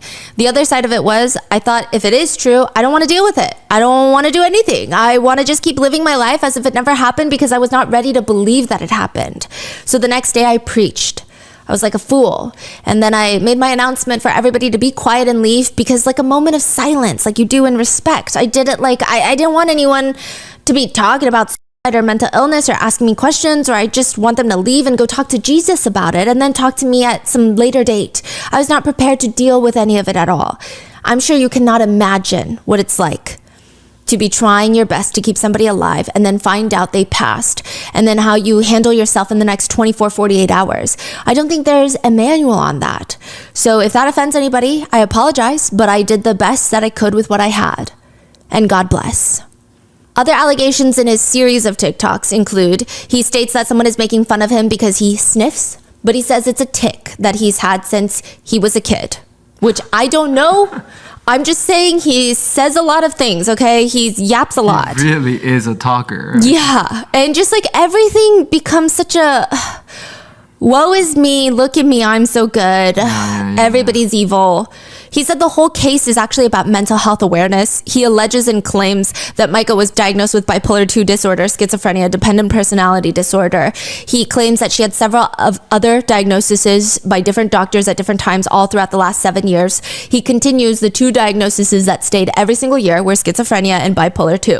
He states bipolar 2 is when you're super high and you want to give away $1,000. The low is when you want to die. He said that she had ups and downs and it was a constant struggle, but they were getting through it. He further alleges, and he makes some wild claims about her mental health, which again, I can't say for certain if it's not true, but I imagine if her symptoms were this bad, that a lot of people would speak up and say so, or that she would have done other things that people would have stories about to share. Others must have noticed. He claims and alleges that Micah would play chess with people that were not there without a chessboard. Like imaginary people, imaginary chessboard. She would hear voices or talk to people who were not there. She would forget who she was, forget that she was his wife, forget who he was, forget that he was her husband. Sometimes she would forget her family. He claims that she was, quote, deep into the schizophrenia and was delusional, and accusing him of certain things like slashing her tires or sending a naked picture or stalking her or things like that he claims he didn't do. Which, what about the email that he allegedly sent her apologizing? Anyway, he claims he found an Apple AirTag in his car in the truck that week, and he saw her popping up everywhere he went around the week. Remember that gas station video where she's like, walk away. Walk away. I'll show you the pictures. Do you want to go to jail? They'll be on Facebook in a few hours. Alrighty, you'll be in jail in a few hours. Walk away. He's like recording her, and he tells her, and he's like, no, she followed me to the gas station. Like a little spy. He says mental illness is sad. It's sad. But we managed to always find lightheartedness in life in spite of it. And we always got through it. I would do things like sometimes I would play into the delusion, pretend like I was a double agent who quit their job to marry this beautiful girl, and I'd have to show her our marriage license. He alleged that her life was just so easy and perfect. He said, we worked very hard to keep her enjoying her life. She didn't have to cook a single meal. She didn't have to clean. She didn't have to work. She just had to take her medicine and enjoy life. He also alleges that he texted Micah's family offering to pay for all their travel expenses to come see Micah's body. He claims they asked for $2,500, but he gave them $3,500. He said within 7 minutes after the family cashed the check, they went onto Facebook to post about needing money for travel expenses. He claims he texted the entire family, quote, "I'd love for you to come and see Micah's body. Here's the times that the funeral home says are best." They thumbs up the message, and about an hour after that, they posted on Facebook that I would not let them see Micah's body. Please help me understand that, is what he says. Now again, he did not release these messages. So he didn't show the messages, he didn't release the messages, but this is what he's alleging. On TikTok. On TikTok. He's still talking on TikTok? Oh, he's yapping. Oh, he stopped yapping. I think his attorney told him to stop yapping. But he was yapping. I wonder if these will be brought up later. Yeah. He continues, they said, I forced them to sign some cremation paper that I knew nothing about and had no idea what they were talking about. Days later, I was given this piece of paper that the mom and dad both signed saying they wanted Micah to be cremated, and they chose to have that, which I totally agree with because of the way that she passed away. I thought that was what was best, but nobody forced them to sign anything or anything. I don't even know about what they're talking about with that. They said that I pushed for the cremation to happen quickly to hide things. The national average is 3 days, because after that, the body starts to smell. Which I imagine he had to look that up, which is, again, very odd. But he continues, she was cremated 6 days after she passed away so that her ashes will be ready for the funeral the next day. While the family was there, I told the funeral director, I said, let them know that I'll pay for all the urns that they want to keep the ashes in. I'll pay for the jewelry. This stainless steel cross, because he's wearing a stainless steel cross, has Micah's ashes inside. It's the only ashes I have. They have all the rest of her ashes. The funeral director called me and said the bill is going to be $18,000. I said, why? He said, they all picked out 24 karat gold jewelry. So I said, please call them back and let them know that if I'm paying, they got to get the cheap stuff. And it was still well over $10,000. But I didn't mind because the way you treat people was not based on the way that they treat you. Oh my gosh. It's based on your own heart. Just exhausting to listen to him. Yes. And so if you could help me understand the answers to those questions, I'd appreciate it. Thanks a lot. God bless. He continues, here we go, Kale. This is part B, I guess. The Francis family, Micah's family, said that there were bruises on Micah's body. There were none. I saw her body 4 times. I saw it once in the hospital, 3 times in the funeral home. The hospital that prepared her body for me to see it, the nurse and the medical examiner said there were no bruises. And Robinson County said there were no bruises. And the funeral home who washed her entire body and put her in pajamas for us to see her body said there were no bruises. So 4 independent parties say no bruises, but then you have the one who waited until days after she's cremated and there's no proof. They didn't take any pictures. They didn't tell anyone what they supposedly saw. They wait till later and say, hey, there were bruises on her body. Bruises on her body. I thought they did take pictures. Yes, from what I can tell, they did take pictures, but he's saying they didn't, yeah. He said, why in the world would we believe that? I literally don't understand the logic behind it. I don't understand it because let's say the Francis family came forward and said there were no bruises on her body. Robinson County said there were no bruises on her body. The medical examiner said there's no bruises on her body. The funeral said there's no bruises on her body. And then I step up and I said, guys, it's a lot. Hey, everybody, I saw bruises. I know I didn't tell you when it happened. I know I didn't take a picture. I know I waited until after she was cremated, but I saw bruises on her body. Would you believe me? Then in another video, which is probably more widely talked about, first off, JP starts the video early on by stating that Micah's mom was married multiple times. Okay, nobody cares. What? The way he brings it up is very strange and disrespectful, and I imagine because of his religious background, he thinks that people will draw connection. I think he thinks people will draw connections to Micah's personality and her character based on the amount of marriages her family had. That is crazy. Yeah. He goes on to say, Micah, my wife, had 7. I think her mom's married 7 times. Michael Francis is the biological father. Like, he literally didn't need to say any of that because Michael Francis has been pretty vocal about this case. So, like, everybody knows. And then if you just say Micah's father, what do you mean? It's very obvious to me what I think he's doing. He said the other day on some show something to the effect of Micah's, one of her tattoos, my name, that's my signature that is tattooed on her body. He inferred that meant that I owned her and that I was controlling her and manipulative, and then I made her get that tattoo so that I could brand her and stamp her and say that she belongs to me. That's not really how it worked. She got my signature tattooed on the other side of her body, but I don't think that it means that I was controlling or manipulative. I didn't think that it means that I owned her. I don't think it was a brand or anything I forced her to do. It was completely her idea. I don't know why Michael would think that. But if you do think that's what it means, if somebody has someone else's name, their signature, even tattooed on their body, if you think it means that person owns them and that they are over them and then controlling them, then what would you say, Michael, about this? And whose idea do you think this was? He then proceeds to lift up his shirt to show a tattoo on his side that reads Micah Miller, but all anyone can focus on was the fact that the tattoo looks very glossy. What do you mean? The allegations online by netizens is that he either just got it, because when you just get a tattoo, it's very pigmented, it's shiny very, almost, because ointment is on there and it just... Yeah, and it's very saturated. Yes, it's super saturated. Because you recently got new tattoos. Very saturated, and then even ones that you have from a year ago, they don't look anything similar right now. Yeah, no, you can see the difference. Yes. So it looks like it was fresh. Yeah, but I mean, I don't know. Maybe it's here. It doesn't get sun. I don't know. It looks very fresh, or it looks like a stick-on tattoo. Ooh, okay. Is what netizens alleged. Unfortunately, we don't have proof of that. And unfortunately, the sheriff's office have stopped responding to FOIA requests, and the evidence remains under suppression orders. JP has to stop doing interviews and posting his little TikToks. And officially, the FBI have gotten involved. They are running a parallel investigation, but we don't really know anything further than that. Like what they're exactly investigating, we don't know. So FBI got involved because there's so many people like raising suspicions on this, right? Yes, but okay, that part is confusing because some sources, that's what it states. Other sources state that it's actually because they were reached out to since the beginning that they found Micah's body, that the police reached out to them, and that they have been running a parallel investigation. But I don't know if that's the more accurate one, because I think up until that point, FOIA requests were being taken in by that police. As of right now, Solid Rock's congregation has also decreased by a lot. Back then, before Micah's death, close to 700 people would be in attendance on Sundays, and now it's closer to about 50. He's still talking? He has been released from his ministerial duties. And that is the current case of Micah. And the very controversial, some would say manipulative, toxic, abuser, manipulator, narcissistic pastor JP Miller. Some would say that. I don't know if I'm saying that, because there are rumors that he's getting so happy. What are your thoughts on this case? Have you heard about it recently? I know it's been going viral, but I'm going to leave all the links for Justice for Micah's page, and I will leave her GoFundMe linked in the description. But please stay safe, and I will see you guys in the next one. Bye.